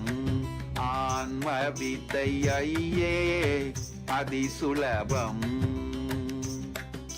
Ayye அதிசுலபம் ஆன்ம வித்தையே அதிசுலபம். Established since 2002 in the United States of America, the United Ancient Nations is an intergovernmental organization, currently made up of 160+ members and indigenous nations. The UAN and its work are guided by the purposes and principles contained in its founding charter. The UAN is a manifestation of the profound connection amongst indigenous peoples across the world, including African, Andean, American, European, Caribbean, Oceanic, and Asian regions, rooted in shared wisdom, sustainable practices, and deep reverence for the earth. The United Ancient Nations serves as an international cultural and diplomatic organization focused on uniting indigenous cultures globally. Our governance structure is council-based without territorial claims, led by a collective leadership through our General Secretariat. As a non-state entity with UN-style advocacy, we focus on several key areas: cultural and digital heritage preservation, indigenous diplomacy, revival of indigenous knowledge systems to solve humanity's problems, global peace, environmental preservation, health and wellness, sustained economic development, indigenous and cultural tourism. While the UAN represents numerous indigenous cultures, the United States of Kalasa serves as the first indigenous nation specifically for Hindus. Kalasa's mission is focused on the revival of the ancient enlightened Sanatana Hindu civilization, with a formal governance structure including a head of state, ministers, and ambassadors. Under the leadership of SPH, Supreme Pontiff of Hinduism, Bhagavan Nityananda Paramashivoham, Kalasa has achieved recognition as a sovereign subject of international law, possessing distinctive attributes of juridical statehood. The United States of Kalasa is the main sponsor of the proposed UAN headquarters. This initiative would bring forth an estimated $100 million in revenue for the host country through summits, conferences, tourism, and development projects. The proposed UAN headquarters would represent the world's indigenous nations and peoples through its architectural design. It would blend the best of all worlds, featuring top modern architecture, the highest green building standards, and ancient Vastu architectural principles. This headquarters would serve as a central hub for indigenous diplomacy, cultural preservation, and collaborative efforts towards sustainable development and global peace. Through this initiative, we aim to create a dignified platform for indigenous leadership rooted in ancestral wisdom, cultural legitimacy, and collaborative innovation, enhancing global dialogue and regional stability. The establishment of the UAN headquarters would position a host country at the forefront of a global movement promoting indigenous wisdom while creating significant economic opportunities for the nation and its people.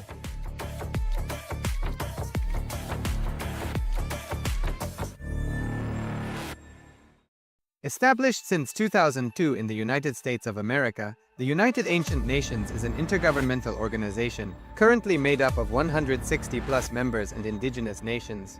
The UAN and its work are guided by the purposes and principles contained in its founding charter.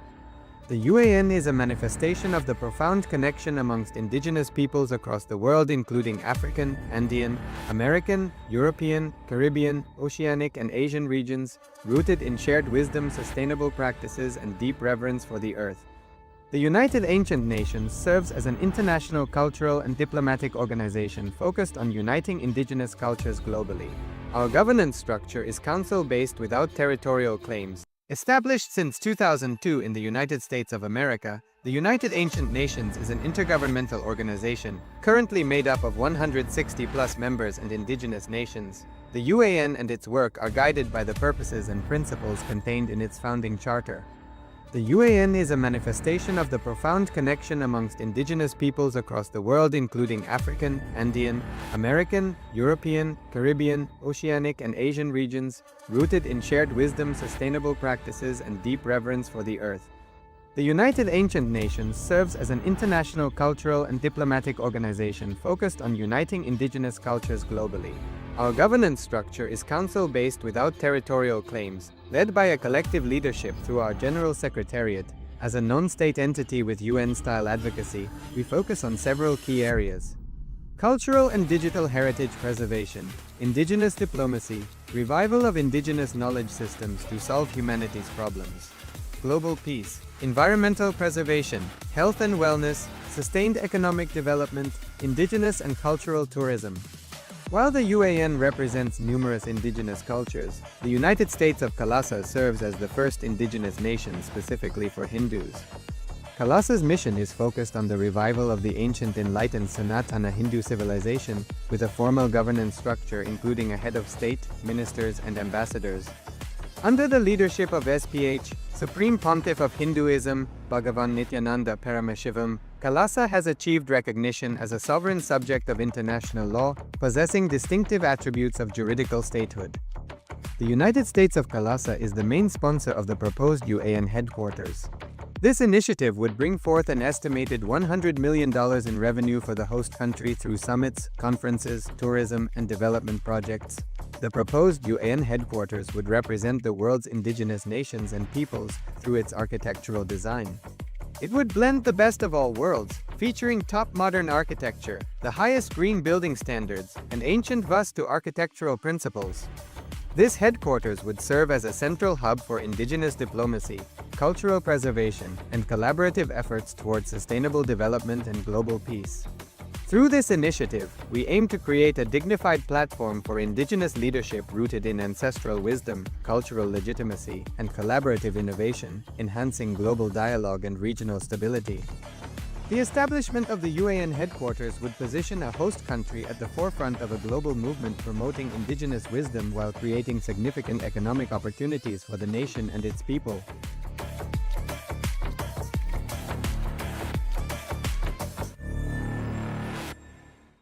Established since 2002 in the United States of America, the United Ancient Nations is an intergovernmental organization, currently made up of 160+ members and indigenous nations. The UAN and its work are guided by the purposes and principles contained in its founding charter.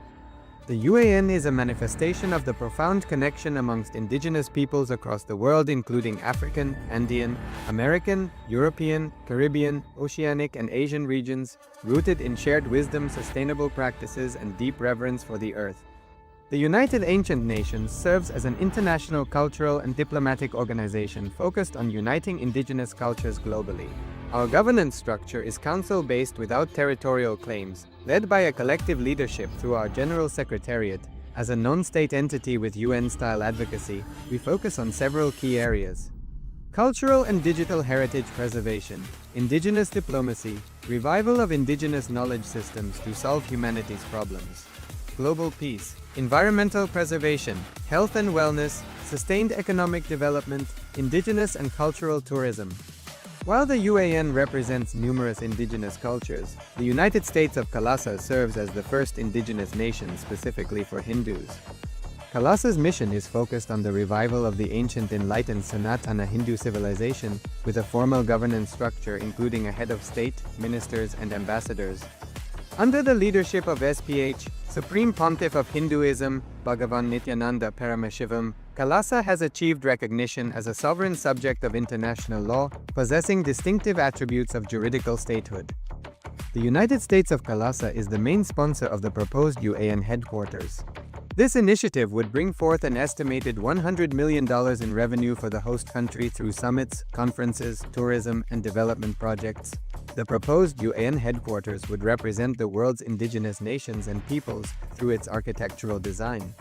It would blend the best of all worlds, featuring top modern architecture, the highest green building standards, and ancient Vastu architectural principles.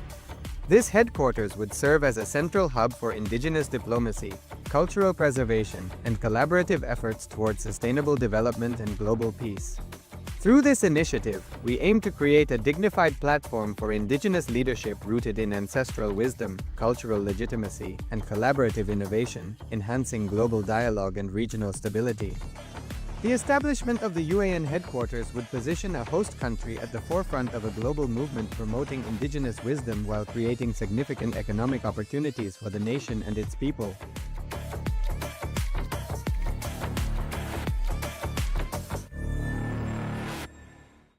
Established since 2002 in the United States of America, the United Ancient Nations is an intergovernmental organization, currently made up of 160+ members and indigenous nations. The UAN and its work are guided by the purposes and principles contained in its founding charter. The UAN is a manifestation of the profound connection amongst indigenous peoples across the world, including African, Andean, American, European, Caribbean, Oceanic, and Asian regions, rooted in shared wisdom, sustainable practices, and deep reverence for the earth. The United Ancient Nations serves as an international cultural and diplomatic organization focused on uniting indigenous cultures globally. Our governance structure is council-based without territorial claims, led by a collective leadership through our General Secretariat. As a non-state entity with UN-style advocacy, we focus on several key areas: cultural and digital heritage preservation, indigenous diplomacy, revival of indigenous knowledge systems to solve humanity's problems, global peace, environmental preservation, health and wellness, sustained economic development, indigenous and cultural tourism. While the UAN represents numerous indigenous cultures, the United States of Kalasa serves as the first indigenous nation specifically for Hindus. Kalasa's mission is focused on the revival of the ancient enlightened Sanatana Hindu civilization, with a formal governance structure including a head of state, ministers, and ambassadors. Under the leadership of SPH, Supreme Pontiff of Hinduism, Bhagavan Nityananda Paramashivoham, Kalasa has achieved recognition as a sovereign subject of international law, possessing distinctive attributes of juridical statehood. The United States of Kalasa is the main sponsor of the proposed UAN headquarters. This initiative would bring forth an estimated $100 million in revenue for the host country through summits, conferences, tourism, and development projects. The proposed UAN headquarters would represent the world's indigenous nations and peoples through its architectural design. It would blend the best of all worlds, featuring top modern architecture, the highest green building standards, and ancient Vastu architectural principles. This headquarters would serve as a central hub for indigenous diplomacy, cultural preservation, and collaborative efforts towards sustainable development and global peace. Through this initiative, we aim to create a dignified platform for indigenous leadership rooted in ancestral wisdom, cultural legitimacy, and collaborative innovation, enhancing global dialogue and regional stability. The establishment of the UAN headquarters would position a host country at the forefront of a global movement promoting indigenous wisdom while creating significant economic opportunities for the nation and its people.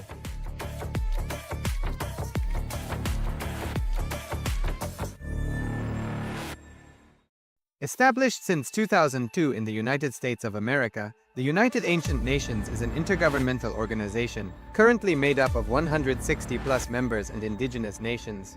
The UAN and its work are guided by the purposes and principles contained in its founding charter. The UAN is a manifestation of the profound connection amongst indigenous peoples across the world, including African, Andean, American, European, Caribbean, Oceanic, and Asian regions, rooted in shared wisdom, sustainable practices, and deep reverence for the earth. The United Ancient Nations serves as an international cultural and diplomatic organization focused on uniting indigenous cultures globally. Our governance structure is council-based without territorial claims, led by a collective leadership through our General Secretariat. As a non-state entity with UN-style advocacy, we focus on several key areas: cultural and digital heritage preservation, indigenous diplomacy, revival of indigenous knowledge systems to solve humanity's problems, global peace, environmental preservation, health and wellness, sustained economic development, indigenous and cultural tourism. While the UAN represents numerous indigenous cultures, the United States of Kalasa serves as the first indigenous nation specifically for Hindus. Kalasa's mission is focused on the revival of the ancient enlightened Sanatana Hindu civilization, with a formal governance structure including a head of state, ministers, and ambassadors. Under the leadership of SPH, Supreme Pontiff of Hinduism, Bhagavan Nityananda Paramashivoham, Kalasa has achieved recognition as a sovereign subject of international law, possessing distinctive attributes of juridical statehood. The United States of Kalasa is the main sponsor of the proposed UAN headquarters. This initiative would bring forth an estimated $100 million in revenue for the host country through summits, conferences, tourism, and development projects. The proposed UAN headquarters would represent the world's indigenous nations and peoples through its architectural design. It would blend the best of all worlds, featuring top modern architecture, the highest green building standards, and ancient Vastu architectural principles. This headquarters would serve as a central hub for indigenous diplomacy, cultural preservation, and collaborative efforts towards sustainable development and global peace. Through this initiative, we aim to create a dignified platform for indigenous leadership rooted in ancestral wisdom, cultural legitimacy, and collaborative innovation, enhancing global dialogue and regional stability. The establishment of the UAN headquarters would position a host country at the forefront of a global movement promoting indigenous wisdom while creating significant economic opportunities for the nation and its people.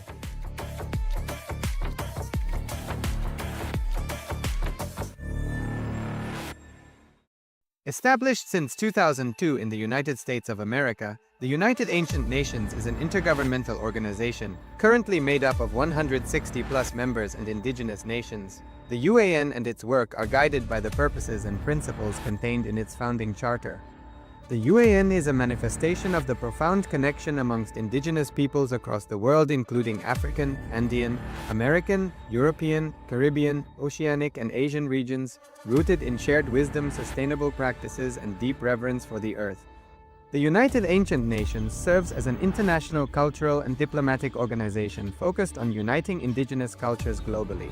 Our governance structure is council-based without territorial claims, led by a collective leadership through our General Secretariat. As a non-state entity with UN-style advocacy, we focus on several key areas: cultural and digital heritage preservation, indigenous diplomacy, revival of indigenous knowledge systems to solve humanity's problems, global peace, environmental preservation, health and wellness, sustained economic development, indigenous and cultural tourism. While the UAN represents numerous indigenous cultures, the United States of Kailasa serves as the first indigenous nation specifically for Hindus. Kailasa's mission is focused on the revival of the ancient enlightened Sanatana Hindu civilization, with a formal governance structure including a head of state, ministers, and ambassadors. Under the leadership of SPH,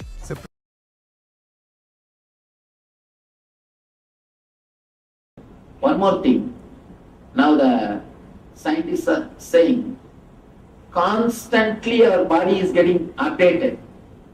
Our body is healing itself. But when you bring back your past memory, engrams, when you have your engraved memories, again and again you bring the same kind of body. Recently I read a beautiful book, Biology of Belief. Great doctor and a research scholar. He says, in the biology we believe that DNA, our cells, only they manage our system. But he says after 30 years of research, not only DNA and cells are not managing your body, your belief system guides the DNA and cells. Whatever you believe, whatever you think you are, only that guides your DNA and cells. And moreover, he says that structure does not monitor the function. Function monitors the structure. It's an important. Structure does not monitor the function. Function monitors the structure. It's a very surprising or amazing breakthrough. But he's able to prove structure does not monitor the function. Only function monitors the structure. He says, whatever you believe, your belief system only designs your whole structure. Even your body can be healed when you are out of these engrams. You can heal your body if you can come out of these engrams. For example, the young age, if your mother has taught you, don't go in the rain. If you go in the rain, you will have cough, you will have cold. If that becomes engraved memory in you, even if you see a rain through window, you will start sneezing. You don't have to feel the rain, experience rain. Just see the rain through window, you will start sneezing. The engraved memories are so deep, it disturbs even your physical health. Coming out of engrams, liberating yourself from the engrams, even can heal you. It can even heal you physically. Very intelligent research. Very intelligent research. 30 years of research. He reveals with the scientific facts, he proves even your DNA system can be altered. Understand? He goes to the extreme of saying Your DNA system can be altered by your thought. He says, don't think you are living as per your body. Your body changes as per your living. Completely shifts the understanding. He goes to the extreme of proving some of the major things like if a child is adopted by somebody else in the young age, neither the parents nor the kids should know that they are not physically connected. It's like change the kids in the hospital. You will be surprised. Kids get the disease of adopted parents. The genetical disorders are adopted parents, not the physical parents, actual parents. Then what do you mean by the genetical disorder or hereditary diseases? It's nothing but mind. Nothing but mind. I was really surprised, shocked to see his report. He has done a thorough research, 30 years of research. Every point, what Patanjali says, what I am talking now, is proved scientifically. Now all we need to do, reduce the depth of engrams in etheric layer.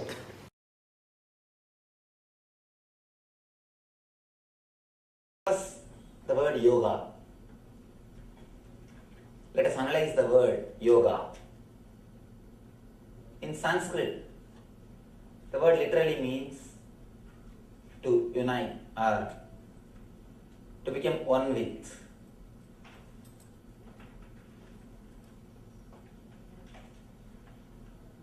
Again and again, all the Eastern mystics, they declare, you are energy. The body is not just a biomechanism as we think. Body is the expression of energy. In the Eastern system we call it Annamaya Kosha, means the sheath covering the energy. It is not just biomechanism as we think. It is the expression of energy. It is the outer shell of energy. Again and again, mystics declare, body is the expression of energy. You are energy. You are Atman. Whatever word we may use, you are something more than what you think you are. You are something more than what you think you are. Having direct experience with that energy, or uniting yourself, having a direct communion with that energy is what we call yoga. Of course, meditation is a technique to achieve yoga. The word yoga should be understood much deeply. It is not just something to do with body. It is something to do with body also, but it is not just something to do with body. Moving the body and doing some asanas helps, but it is not the end. Meditation is a technique to reach the state of yoga. Yoga is a state which can be achieved through meditation. Of course, the word meditation and the medicine both come from the same root. Both are healing powers. Medicine heals the body, meditation heals your being. Both are healing powers. In the next word, healing. The healing also, healing and the word whole, both are same root. When I use the word healing, I mean being complete, achieving your wholeness, reaching the complete fulfillment, what mystics declare as realization, self-realization. Of course, too big word, but it is much easier than we think. Somehow, traditionally, we are made to believe it is too difficult, but it is not. We will analyze about it a little later. Now we will touch the first body part. I want to make few statements, few concepts, then we will analyze it with questions. First thing, by nature, your body is intelligence. It is not just biomechanism as we think. It is not just force. It is force with intelligence which can respond to every single thought of your mind. It can respond to every single thought. It is created, maintained, and destroyed according to your thoughts. You are the Brahma, creator. You are the Vishnu, sustainer. You are the Rudra, destroyer of your body. It is your thoughts which creates your body, sustains and destroys. Second thing, reaching, achieving the zone of intelligence or the space of consciousness which is inside your being is the goal why you have taken the body. Body is alive, body is functioning just to reach the space in which you can experience the deep restful awareness. You can experience deep peace. You can experience the bliss. By this statement, I mean the very reason for your existence is to achieve the ultimate experience of your consciousness, to achieve the ultimate bliss. Next thing, it is not so difficult as we think. First, these two are goal. Next, I am speaking about the path. It is not difficult as we think. Next, what are the hurdles? Why we are not able to experience? If we say it is not difficult, why we are not able to experience it? Where we are missing? Yes. A small thing which we need to understand. Usually, no master, no spiritual master will agree with the other master in any concept. If it comes to history, all the historians will accept or agree something in common. If it comes to medicine, almost everybody agrees something in common. If it comes to any other department, mathematics, the top level people, they agree something.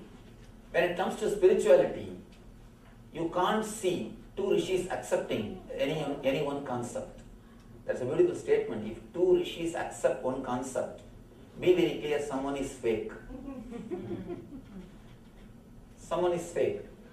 In spirituality, each one has got their own theory, their own expression, their own experience.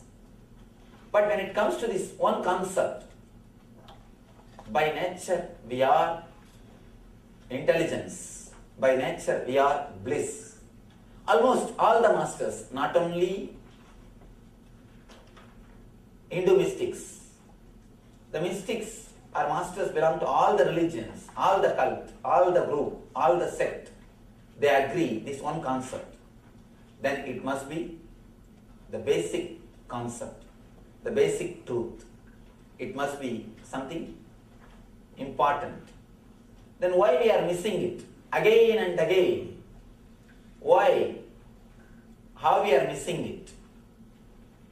We'll analyze few things which we are doing to stop experience the Ananda Spurana or the bliss happening in our being. First thing, we accumulate too much of negative emotions, toxins in our system. Our body is not just material as we think. It can hold energy. It can hold thoughts. It can hold memories. The Tantra, beautifully they say, you can't think, you can't continue any thought unless you remember your form. Because in your form, you have the complete memory. All the memories are recorded in your form. If you can't remember your form, you can't proceed in thinking. You can't have even a single thought without remembering your form. Because in your form, you have all the memories. Your body is not just dead biomechanism as we think. In that you store memories. You store your emotions, whether it is positive or negative. We store emotions in our system, in our body. When you store negative emotions, you accumulate too much of toxins, unnecessary negative energy inside your being. That's the first reason why we are not able to experience the deep blissful awareness or the restful awareness.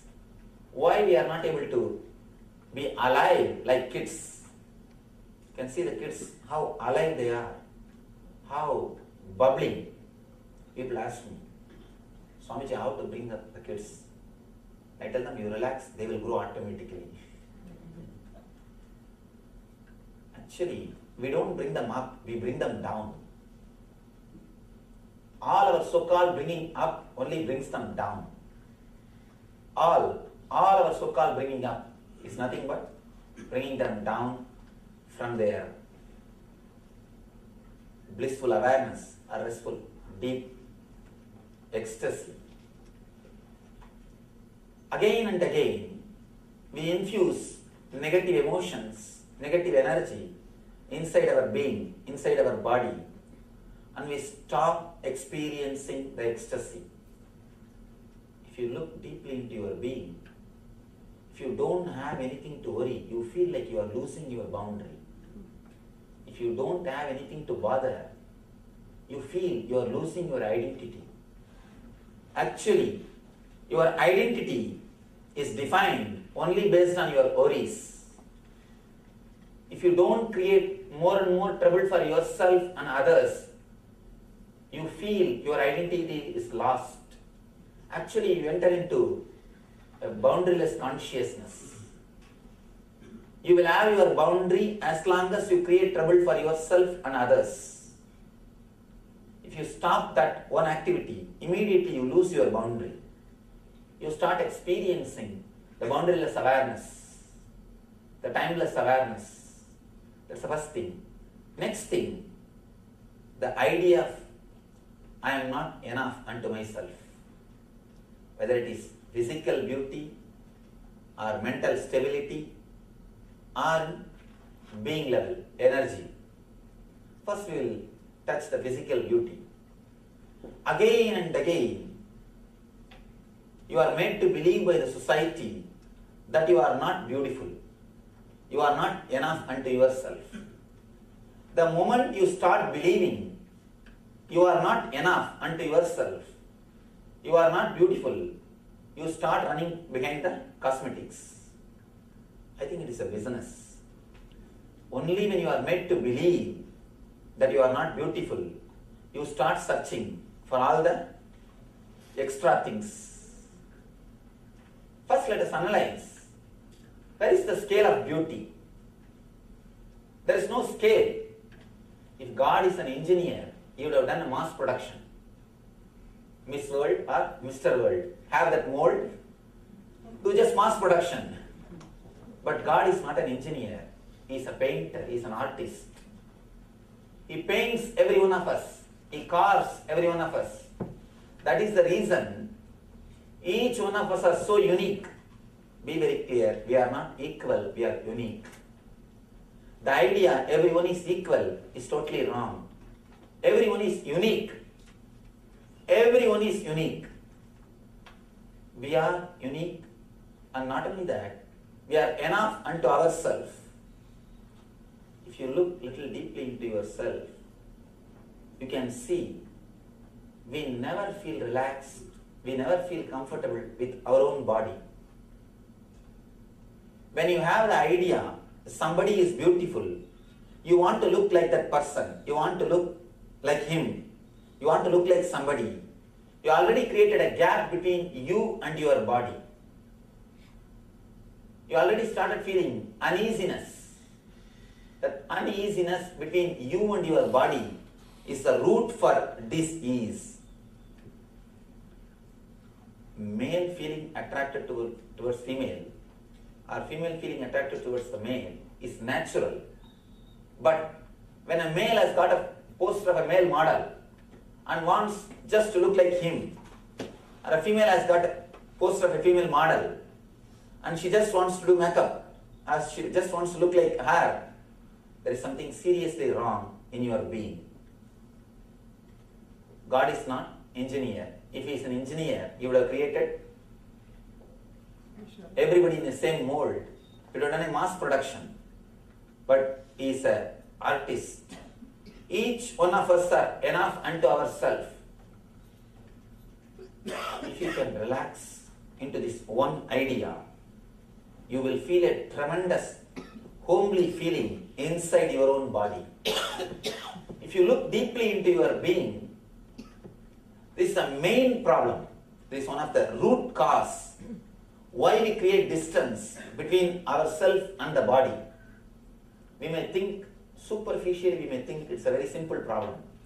But if you look little deep, I think this is the root. This is the problem. We start rejecting our body unconsciously. We don't live inside our body. Look your life, early morning, when we get up and start brushing the teeth, we are already in the office. When we are in the office, sitting and seeing the patients, already we are on the beach. When we are in the beach, sitting and seeing the waves, already we are in the house. Started thinking about the house. One thing is sure, you are not where you are. That has become our lifestyle. We are not where we are. If your body is here, we can be sure you are everywhere except here. If your body is here, you will be anywhere else except here. We don't feel comfortable. We don't feel relaxed. We don't feel homely with our body just because we don't love our body as it is. We have an idea. We have particular standard measurements. The so-called Miss Universe or Mr. Universe. We have some particular measurements. Again and again, we wanted to look like somebody. We wanted to be seen like somebody. We don't understand. When we create a model, we just abuse our body. You disrespect your body. Apart from using chemicals from outside to decorate your body, that is different. Even the very thought, the very idea creates a gap. I call this thought as a wedge between you and your body. In India, to break big wood pieces, once they break, they will insert a wedge so that the wood will not again unite or something. This thought that you are not enough unto yourself, you are not beautiful, is the wedge inserted into your being. If we can remove this one thought, of course, today we will do a meditation technique to relax into our body, to enter into our own home. There's a beautiful book in Advaita Vedanta. They call it Swarajya Siddhi, means reclaiming your own kingdom, achieving your own kingdom. The first part or the first thing which you need to achieve is your body, your own body, but you are not living inside. The body is there, you are there somewhere else. We are almost living like a ghost. We are almost living like a ghost. Your body is here, but you are somewhere else. First thing we need to do, enter into your body. Enter into your body and start living inside it. Try to be inside your boundary continuously. All our pain, all our disease is nothing but your body asking your attention. Your body asking your presence. Your body asking your energy. If we can give enough attention to our body, naturally there will be no problem. You know, if you don't give enough attention in the home, what all the problems will be created. The same way, the body is your home. Give enough attention, that is enough. All the problems will be solved. Only when we don't give enough attention to our body, when we don't give our presence to our body, we create all troubles. People ask me, Swamiji, to do meditation, master's presence is necessary. I tell them, no, at least to do the meditation techniques which I am spreading, my presence is not necessary, your presence is enough. Let your body have your presence. That's the first thing which we need to understand. Through this meditation technique which we are going to do, first we will remove the toxins, unnecessary toxins which we have accumulated inside our system through a particular breathing cycle. The technique is originally from Vijnana Vairava Tantra, ancient scripture attributed to Shiva. First we will do a particular breathing exercise and remove the unnecessary toxins in our system. The next we will awaken the energy which is inside our being. We call it Kundalini Shakti, a potential energy. Then it is actually 3 steps. The first step we will be removing all the toxins from our body. The next step we will be awakening the higher energy which is in our system, which is inside our body. Third, we will completely rest and relax, feel at home with our body. We will reclaim our body. We will start living inside our system. Instead of living like a ghost, your body is here, you are somewhere else, means you are living like a ghost. Instead of living like a ghost, we will start living inside our system, inside our boundary, inside our body with full awareness. These are the few ideas which I wanted to present to you. We will now internalize these ideas through our questions. One thing, if I just continue to speak, usually we don't believe others. That is the truth. To tell you honestly, we never believe others. I tell you, all lectures, all dialogues, all discourses are just waste. May not be 100%, but 99.9%. That's all. When the other person is speaking, you just keep quiet so that you will be allowed to speak. Usually, we never listen, we never allow any words to penetrate our being. Unless we question, unless we understand, unless we directly involve ourselves into the program, we don't internalize any ideas. Either we sit, we keep quiet out of courtesy, or we don't want to open our mouth. We feel too lazy. Why to ask question unnecessarily? Let's relax. This is the usual thing which happens. Now, let's internalize these ideas through our questions. You are welcome to ask anything related to the statements or the concepts which I expressed. Yes. So, how do we pay attention to our body to prevent the fear? Today we are going to do a meditation technique. That's the first thing. Next thing, whenever you do anything related to your body, brushing the teeth, taking bath, eating, whenever you do anything directly related to your body, just be inside your boundary. You can see, only when you brush your teeth, you will have all ideas about your business. You will be thinking everything about your passions, about your business, about your life, everything. Whenever you do something directly to do with your body, be inside the boundary. Decide that. That's more than enough. Nothing else is necessary. That is more than enough. At least 2 to 3 hours you spend with your body every day. Brushing the teeth, cleaning yourself, taking bath, eating, dressing, all these things. In those moments, decide, I'll be with my body. I'll be inside my body. Especially when you take bath, just relax with your body. We never look our body. If you see your routine, you can see very clearly, you never look your body. You only wanted others to look your body. You never look your body. No, really. You never penetrate your body. You never deeply look your body. You never deeply relax into your body. You try, you think, you do all possible things to look beautiful according to the standard of the society.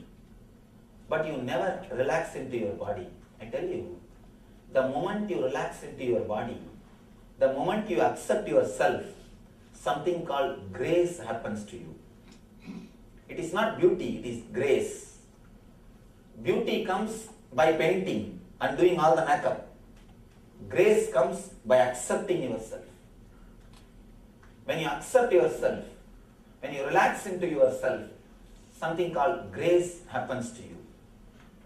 Apart from the meditation technique which we do today, you can take this one thing, this one statement, you can take as a message which you can carry in your life to your home.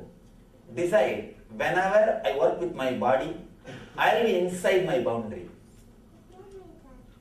Whenever you work with your body, just be inside the boundary. When I say just be inside the boundary, just feel what is happening inside your body. Stop thinking anything else except your body. Just see what is happening inside your body when you pour water, when you take shower. Just see what is happening inside your body, how your body is responding. When you brush, just feel how your mouth is feeling. When you are dressing, just feel how your body is feeling.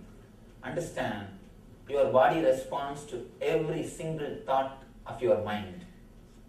Every single thought of your mind.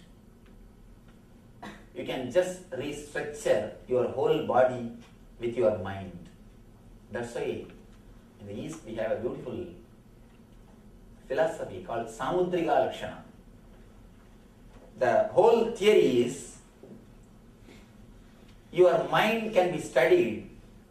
The person who has mastered this art can tell everything about your mind just seeing your body. Because your body is the expression of your mind. Your body is just created by your mind. So whenever you are working with your body, decide, I will be with my body. I will not think of anything else. I will not do anything else. After all, when you are working with your body, you can't do anything else. Am I right? Surely you can't see your patients when you are taking bath. Surely. Not a good idea. Not a good idea. At least for patient. I don't know about yourself. For patient. Yes, something. Swamiji, we go to the temples and all religions preach prayer, teaching the God, and we pray. And the prayer is one way of attaining the awareness of the bliss. What's the difference between the prayer and the meditation? Beautiful question. What's the difference between prayer and meditation? When you pray to God. When you meditate, you become God. When you pray to God. When you meditate, you become God. That's all.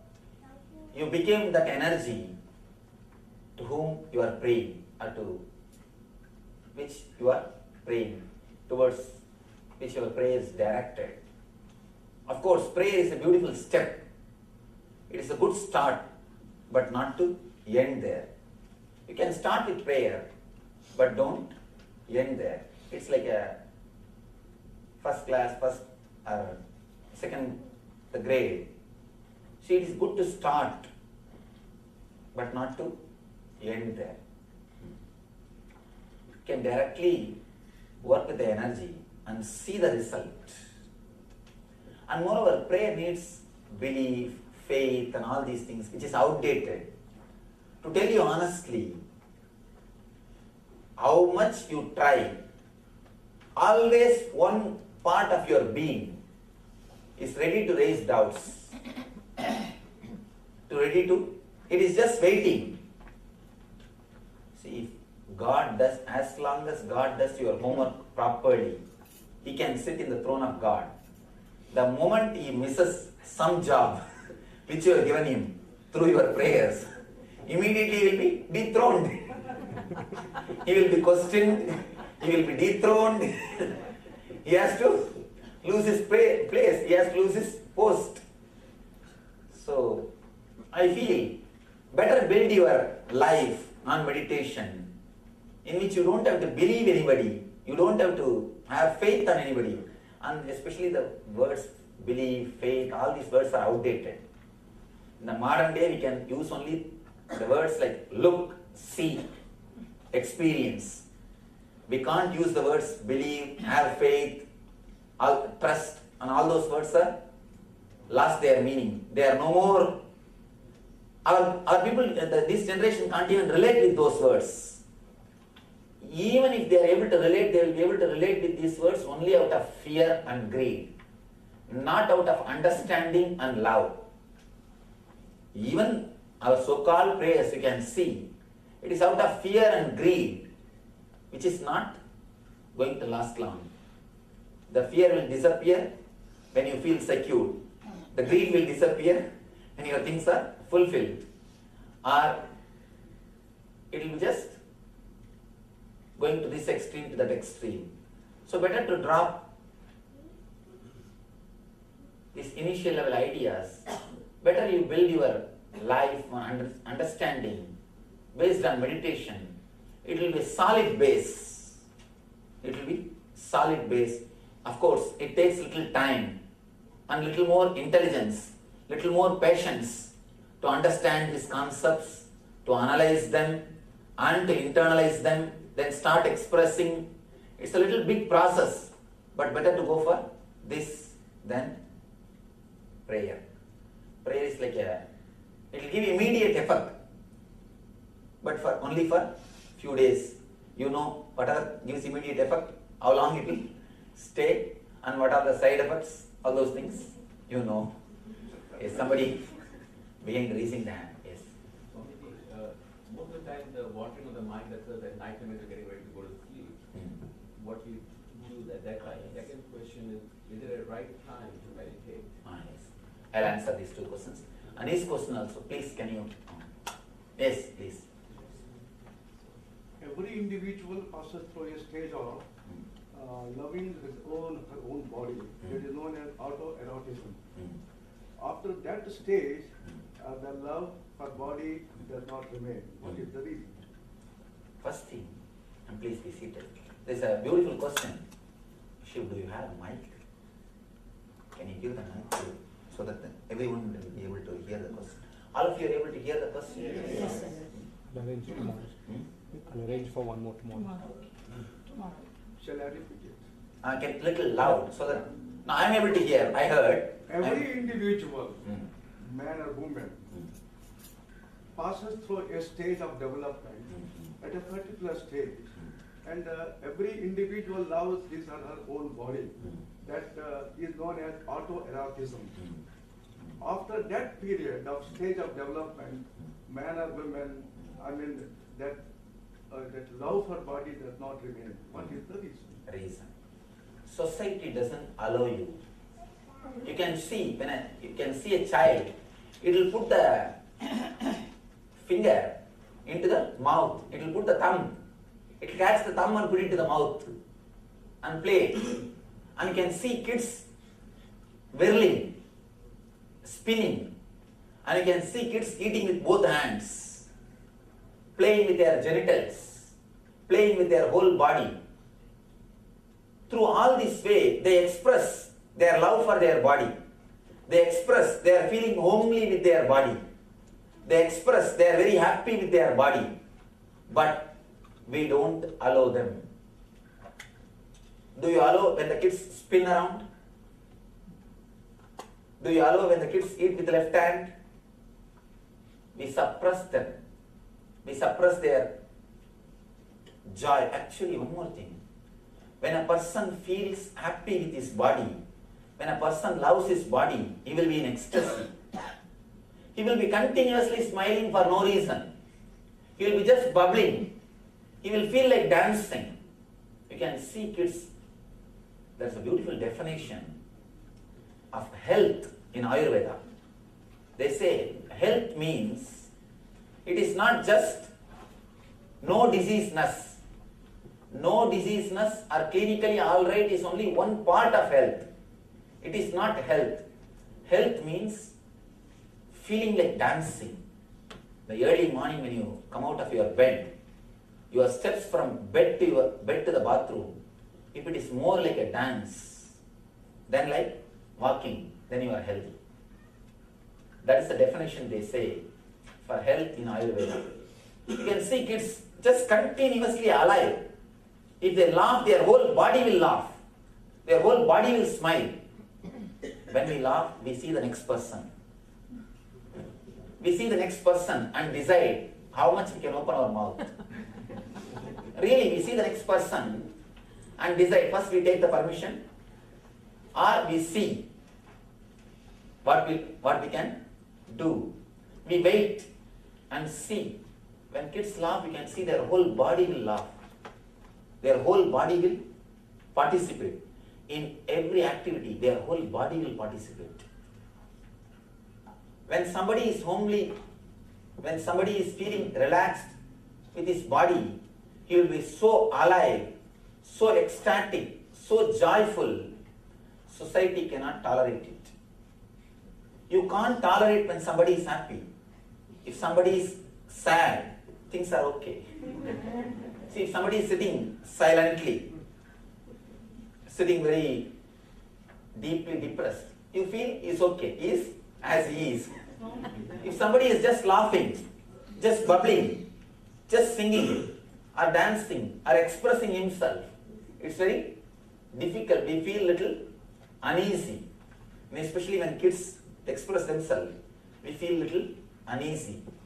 The so-called social bringing up, disturbs, and we start feeling disturbed. Naturally, we stop living inside our body. One more thing, when we take up the responsibilities, when we take too much of responsibility, which we can't handle, or when we don't create enough energy to take the responsibility, we just take the responsibility without creating enough energy, then we move away from the body. We stop living inside our body. Two things. First thing, take care of your kids that they don't lose this connection. Allow them to live with their body. Allow them to be happy with their body. When they take bath, if they jump in the water, allow them. If they just spin, put a mattress. Even if they fall, they will not hurt themselves. Never stop them. And if they eat with both the hands, just keep the left hand also clean. That's all. Why should we stop them? Allow them to use left and right equally. We don't have to suppress half of the body. And there are a few more things which we can do. try to avoid separating the upper body and lower body through tight clothes. When we put tight clothes, we separate the upper body energy and lower body energy.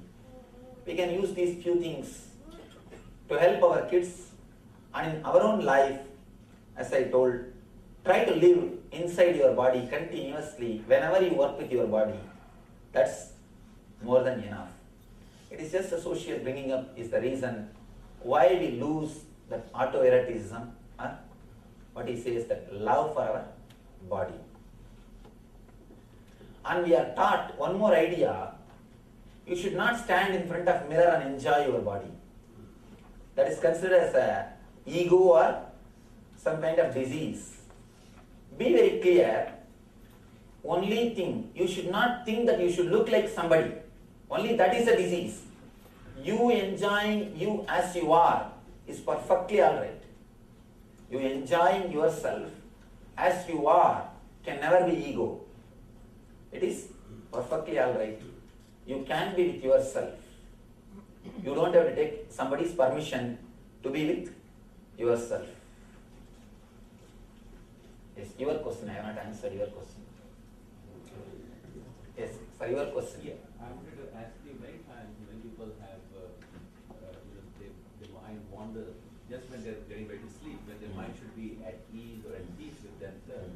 And how you prevent that? That's one. And secondly, is that a good time to meditate, or what are the other good times when you should meditate? I see, the good time to meditate is when you get up from sleep and when you go to sleep. These two are the good time to meditate.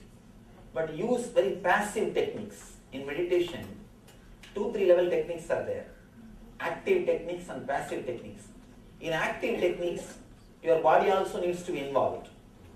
With passive techniques, you don't need to involve your body. You can just do some visualizations.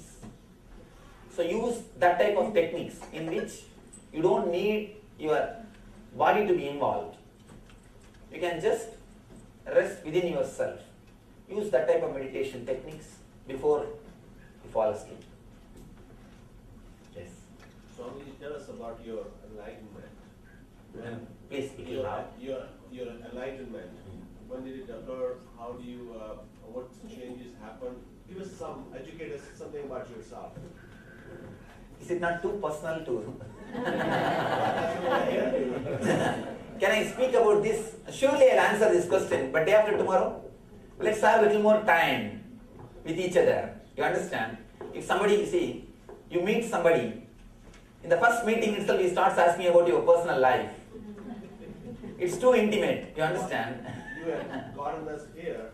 There must be a reason. You've gotten us here. There must be a reason for that. So I understand. Surely I'll answer this question day after tomorrow. Sure. So let's have a little more time. Let's. You see, one thing, if I answer now, I'll give a social answer. If I answer day after tomorrow, I'll give an honest, intimate answer. Which you want? See, if I have to give an honest, intimate answer, we need little more intimacy. If I have to give a social answer, I can give, I was in Omkareshwar, I can say the place, I can say the time, I can say some few words, what has happened. Neither you will understand, nor I will feel satisfied that I have shared. So if we can have little more time with each other, then I think I'll be able to open up to that much. I have a question. You say, what you're talking about is being mindful all the time. Mindfulness that you're talking about in terms of loving. Yes, you can use the word mindfulness, being here and now, meditating or creating awareness. All these words you can use. All these words are one and the same. It is just one and the same. I can say, being inside your system is a technique or a method to achieve that awareness. Surely I'll answer your question day after tomorrow. Give me a little time. Yes. Question about mindfulness. Does japa help in? Yes. One thing, there are 2 levels of japa. Repeating the word unconsciously. Just you start repeating for the sake of repetition. some guru has inspired you, somebody has told you, so you started repeating. At some moment you had some ecstasy, so you started repeating. You are continuously repeating without awareness. This becomes unconscious process and it is very dangerous. Not only it doesn't help you, it is very dangerous. You have two parts of thinking. One is verbalization, another one is visualization. Both should be engaged in japa. Only then it will help you. If only verbalization is engaged and visualization is thinking of something else, then not only it will not help you, it is dangerous. There is every chance we will become schizophrenia. We will become split personality. So be very clear.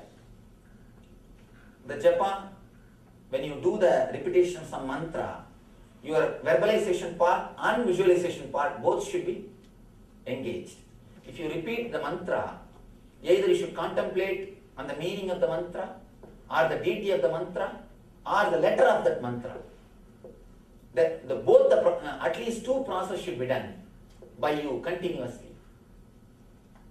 So if you don't do the other process also, which is related to mantra, you will start doing something else. I have seen many people repeating mantra, Namah Shivaya, Namah Shivaya, Namah Shivaya, then, hey, what happened to the brinjal, what did you attend the phone call, what happened to this? And then Namah Shivaya, Namah Shivaya, Namah Shivaya. So this will make you as a split personality. Not only it will not help you, it is dangerous. So when you repeat, be conscious of the word which you are repeating and be aware of the meaning of the word, or be aware of the person or the deity on which you are meditating through this word. Do both let your visualization and verbalization both be engaged in the japa.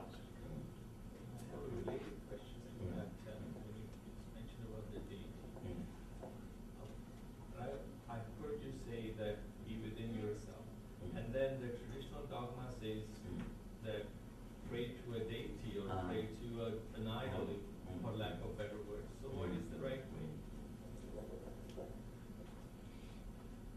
Now I have to honestly say. Established since 2002 in the United States of America, the United Ancient Nations is an intergovernmental organization, currently made up of 160 plus members and indigenous nations. The UAN and its work are guided by the purposes and principles contained in its founding charter. The UAN is a manifestation of the profound connection amongst indigenous peoples across the world, including African, Andean, American, European, Caribbean, Oceanic, and Asian regions, rooted in shared wisdom, sustainable practices, and deep reverence for the earth. The United Ancient Nations.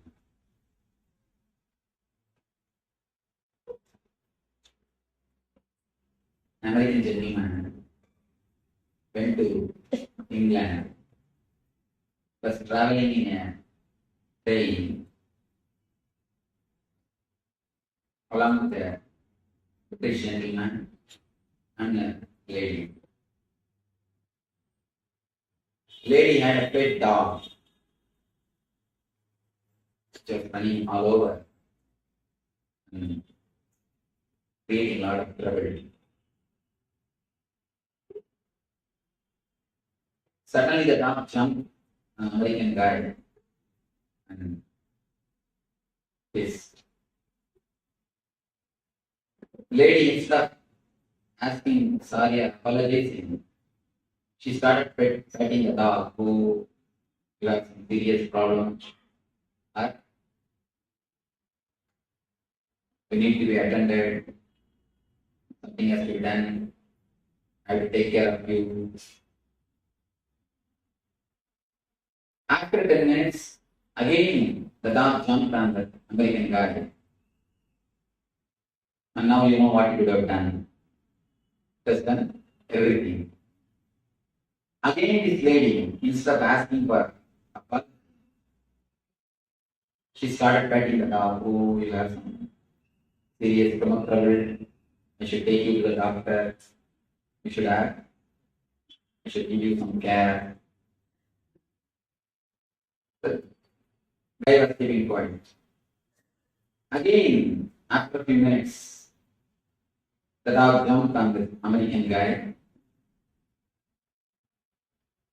and made the whole place dirty.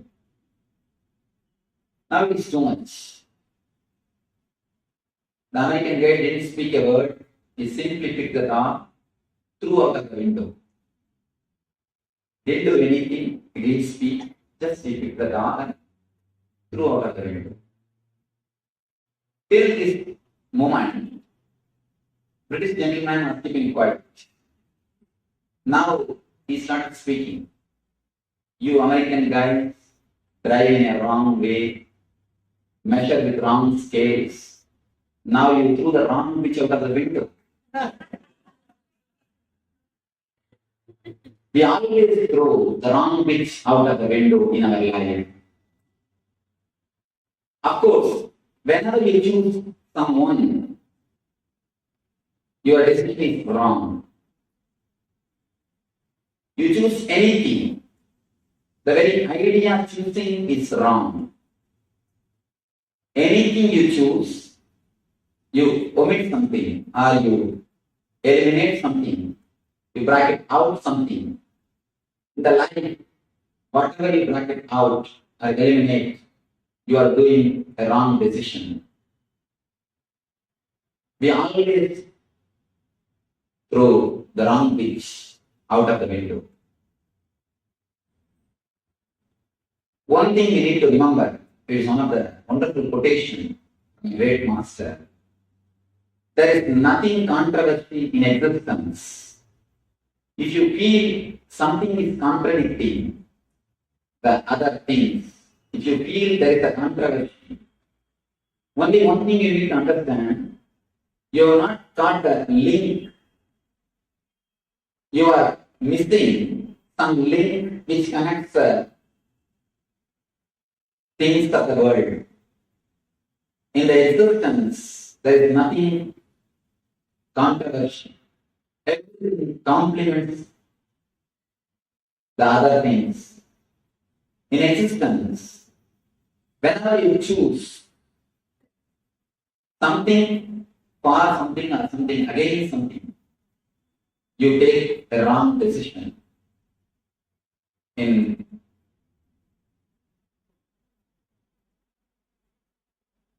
life, we always have a big problem, conflict, whether to choose a spiritual life or a material life, whether to do this or that. We always have conflict. There is a small incident which actually happened, and it continues to happen. I have seen many people doing the same thing. People come to me and ask me, Swamiji, should I stay in the ashram for a few days? If I tell them, all right, please stay and enjoy the atmosphere, immediately they will give all the reasons why they should not stay. Immediately they will start, no, Swamiji, I have this work, I have that work. If I say, all right, don't stay, you can go and carry on, do your work. Immediately they will give you all the reasons. No, then I will miss all this atmosphere, then I will miss everything. I always think, if you give any decision, immediately your mind, other part of your mind, is ready to support the other side. The whole life, we live in dilemmas. If you choose some one part, always the other part is waiting. If you choose this, then you start thinking, oh, I missed that. If you choose that, you start thinking, I missed this. Before the idea of quantum, in science also, there was a big clash between the matter and energy. It is the idea of quantum which solved the problem of matter and energy. Every time the scientists, people who work in the physics field, they always thought matter is something different from energy. Later on, one group of scientists, one sect, I can call it a one sect, we always think Only in religion there is sex. In spirituality, things are only in the spirituality there is sex. You do not know. If you go a little deep, you will understand. Among the scientists also lot of sex, and among the scientists, lot of superstitions do exist. We need to understand an important thing. Even among scientists, lot of prejudice and superstitions do exist. They start with their own ideas. To conclude their ideas, they create theory or hypothesis. They collect the data which supports the theory. So one set of physics people are thinking, they start telling energy and matter both exist. Only the time and space difference. In different time and different space, the same particle is energy. And in different time and different space, the same particle is matter. Next came another one group. They started claiming, no, there is no space gap. At one time, it's a matter, in another one time, it's an energy. No space gap. Then came the third group, started declaring, there is no time gap. Neither space nor time. There is no time gap. In every moment, at any given moment, the same particle is matter and same particle is energy. Now the new theory is getting developed. They say that space called singularity beyond matter and energy, where our concept, our logic, our words are not able to penetrate. They call it space of singularity. After the word quantum came to existence, after the idea came to existence, the conflict between the energy and matter is solved. The idea, energy and matter, is expressed in a much better way, in a much more beautiful way. Same way, in the spirituality also, we can remove the conflicts, we can remove the contradictions, we can go beyond the conflicts and contradictions. As long as we have conflict and contradiction, be very clear, we have not entered the zone of spirituality. We are only living in the zone of intellect. The moment you enter into the spiritual zone, all the conflicts, all the controversies, it simply disappears. As long as the conflict and controversy is there, you can be sure you are playing with words. Playing with words is a dangerous game. You can be playing with words. You can never understand the truth.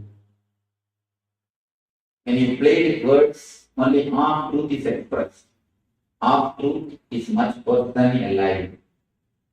Whenever we play with words, we create conflicts. When you really go into the experience of spirituality, conflicts simply disappear.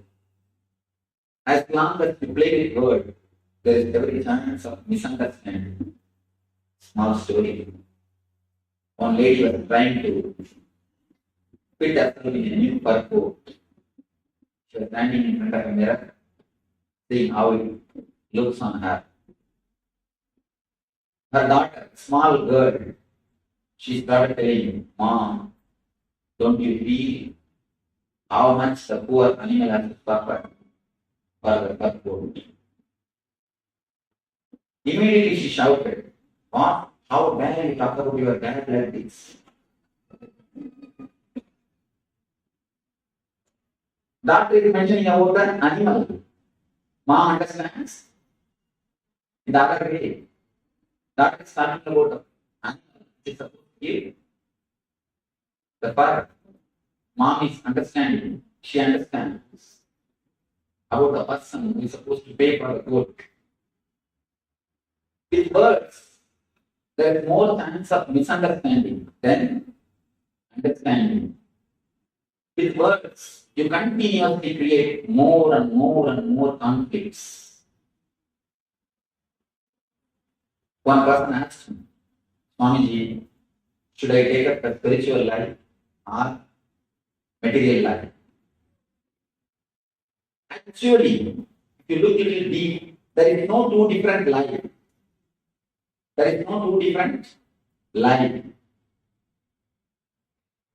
As long as you feel there is two different life, you are not living the real life. You are only living with mere words. You are only playing with mere words. A small idea which we need to understand. After I expressed this idea, I wanted any questions from audience because this is a wonderful idea to be understood.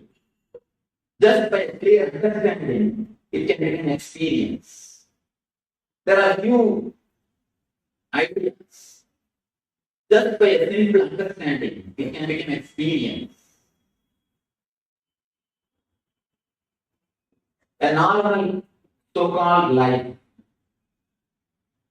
a normal living from incident to incident, from past to future.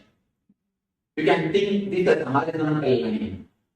Continuously thinking, planning, working. Continuously thinking, planning, working. The life moves. This you may take it as a horizontal line. Horizontal line. You think, you plan, you decide, and you do the things. You may call it as a materialistic life. There's another kind of life, spiritual life. Continuously living in the present moment. Neither worrying about the past, nor worrying about the future. Continuously living in the present moment. When you live in the present moment, you travel in a vertical line. If you live with the thoughts, you travel in a horizontal line from thought to thought, from thought to thought, from thought to thought. If you live in the present moment, you travel in a vertical line. You travel in a different space, vertical space. When you ask, should I live a worldly life or a spiritual life? You try to choose between the horizontal line and the vertical line. You ask, should I take this kind of life or should I take this kind of life? If you look a little deep, if you understand a little deep, if you penetrate your consciousness, if you have even one glimpse of the present moment, you will understand life is neither horizontal nor vertical. As long as you think you can travel either horizontal way or in a vertical way, you are with mind. Only when you understand you can travel horizontally and vertically in the same time in same space. Not only you can travel horizontally and vertically, you can explore in all 360 degrees. 360 degrees this way and 360 degrees this way. If you understand, you can explore in all the directions, in all the possibilities. You will not have a conflict between the horizontal line and vertical line. As long as you understand, as long as you accept, you can explore.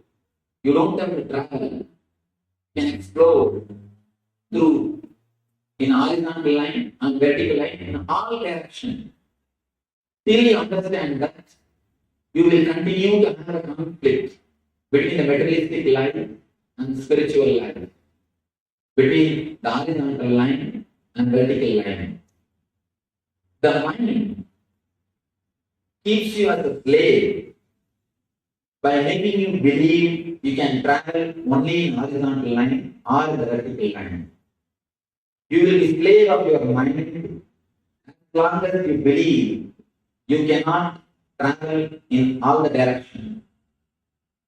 As long as you believe you can travel only in the horizontal line or the vertical line, mind will keep you as slave. That is why even the so-called spiritual sadhana, you don't grow, you don't experience the transformation. As long as you decide spiritual practice against the worldly life, you cannot grow into the life. Please be very clear. Whenever you choose spiritual life against the worldly life, be very clear, you can never grow in the spiritual life. As long as you are staying in a plane of making choice, be very clear, you are in a worldly plane. You may get a new coat to your worldly life and the spiritual life. Most of us don't want to transform our whole being. Just we want to show we are struggling for transformation. If you look a little deep, you will understand we have a deep fear of transformation. We don't want the transformation, but we don't even want to say that we don't want the transformation. It's a wonderful game between our mind and the consciousness. You are kept as a slave as long as you believe you can travel only in the horizontal direction or in the vertical direction. The moment you understand, you start believing, you start having trust in your being, you can travel in horizontal direction and vertical direction simultaneously without the gap of space and time. There is no need for space and time gap. If you think, if you travel in horizontal, you can't travel in vertical.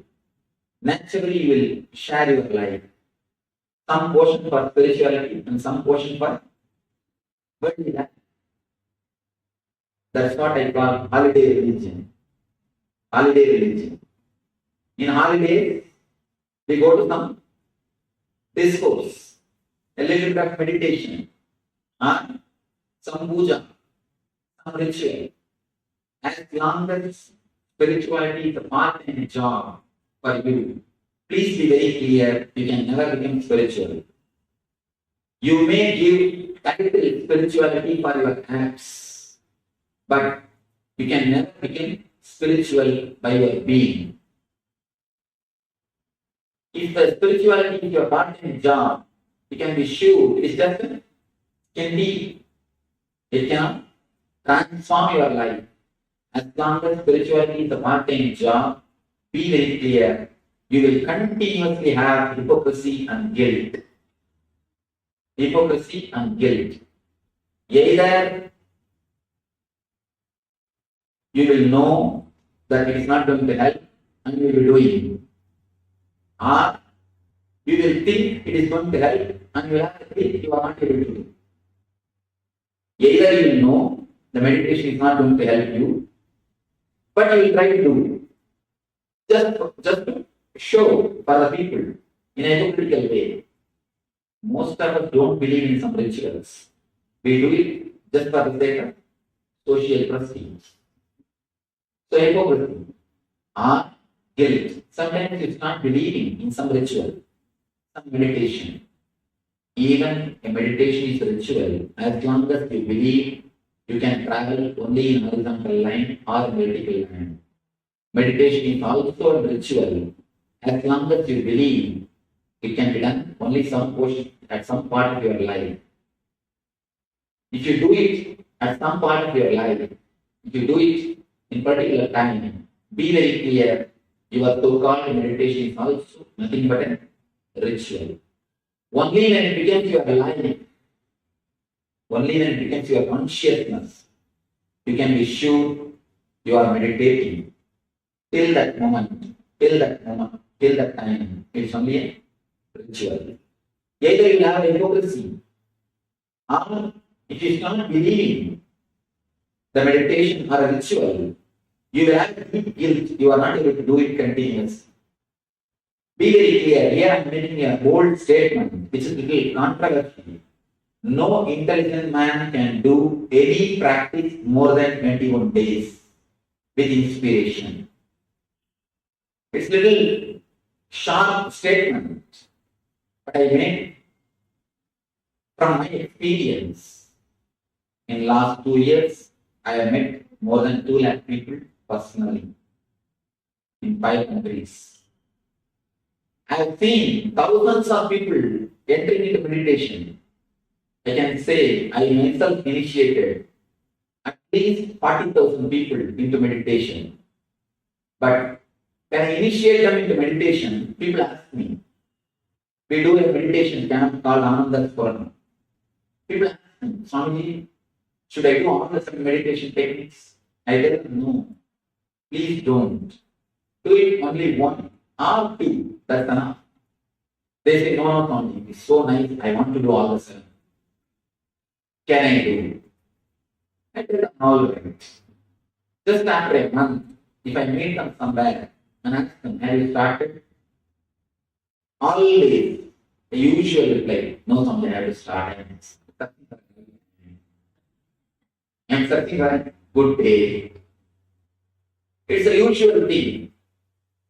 At least from my experience, I can say, no intelligent man can do any practice more than 21 days with inspiration. If it becomes more than 21 days, it will become a dead ritual. I've seen the people doing puja. They will just wait when they can come out of the puja room after finishing the puja. They will finish with so much such a speed and hurriedly move. They will never enter the puja room again. See, the same way meditation. When you do it as a part-time job, as a part of your routine, always you have hypocrisy or guilt. I have seen the people. They come to me because they suffer with some guilt. And I tell them, don't bother, don't worry, relax, and understand some good ideas. I give them some consolation or some idea. People don't feel that they have been attended. So they ask me, no, Swamiji, please give me some meditation. I tell them, there is no need for meditation for your mental setup. Please just understand these few ideas, that is more than enough. But they don't feel fulfilled. They again and again ask me, no, Swamiji, please give me some meditation. Finally, I give them some meditation technique just to console them. After a month, if I ask them, are you following the technique? I find they have now one more guilt. Apart from their usual guilt, now they have one more guilt that they are not able to do the meditation. Whenever you make anything as part of your life, be very clear, another one is going to take revenge on you. As long as you think meditation is the quantity to be added to your routine, you will have conflict. You will have conflict. Meditation is not the quantity to be added to your routine, it is the quality to be added to your routine. Only when you understand, you don't need separate time for worldly life and separate time for meditation. You enter into a real spiritual life. What the scientists call a singularity. That is what I think. I feel the word Brahman can be translated with the word singularity. The space beyond the matter and energy. The space beyond the conflict of worldly life and spiritual life. That is what I call quantum spirituality. When you understand, you can travel in horizontal level and the vertical level, both in the same time, in same space. A little difficult concept to understand. A little difficult, concept because verbally you can't express. When you say the word horizontal line and a vertical line, I will make a difference between the space, different space, difference in height, express difference in space. But again I say, you can travel in horizontal line and vertical line the same time in same space. It's little difficult to understand intellectually, little difficult to express verbally. But experientially, if you go a little deep into your being, a little deeper than a word, a little deeper than your inner chattering, you can really understand the idea. You can travel in horizontal line and vertical line simultaneously. Let me make a small sketch for you to understand this idea because I am bored of giving the public discourses.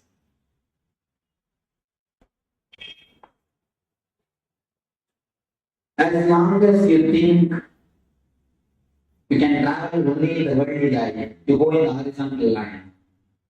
As long as you think you can travel only in the spiritual line, you travel in the vertical line.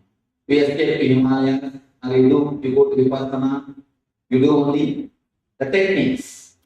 As long as you travel in the horizontal line, you just plan for your life, work, and go to the success or the result. Horizontal line and vertical line. Whether you travel in horizontal line or vertical line, under the control of the mind. But only when you understand, you can travel in all these directions simultaneously. You can explore in all the directions at a time. You go beyond mind. You go beyond mind.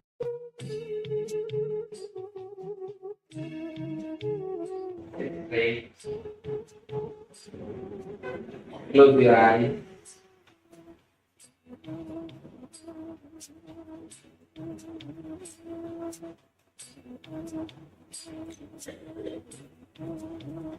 Close your eyes and feel your boundary.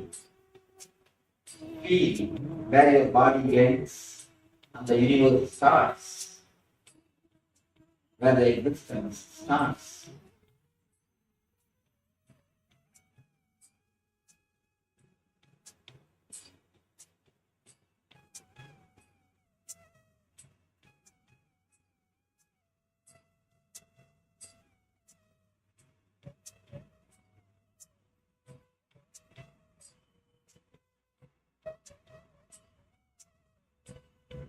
Just feel your boundary and witness whatever is happening inside your boundary. Don't move out of your boundary. Trust whatever you have seen and you have heard. Just be inside your boundary, inside your body. Witness whatever is happening inside your boundary, inside your body.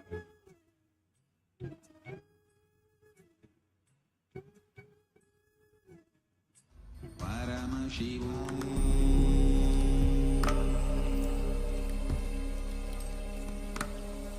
Om Nityananda Paramashivoham.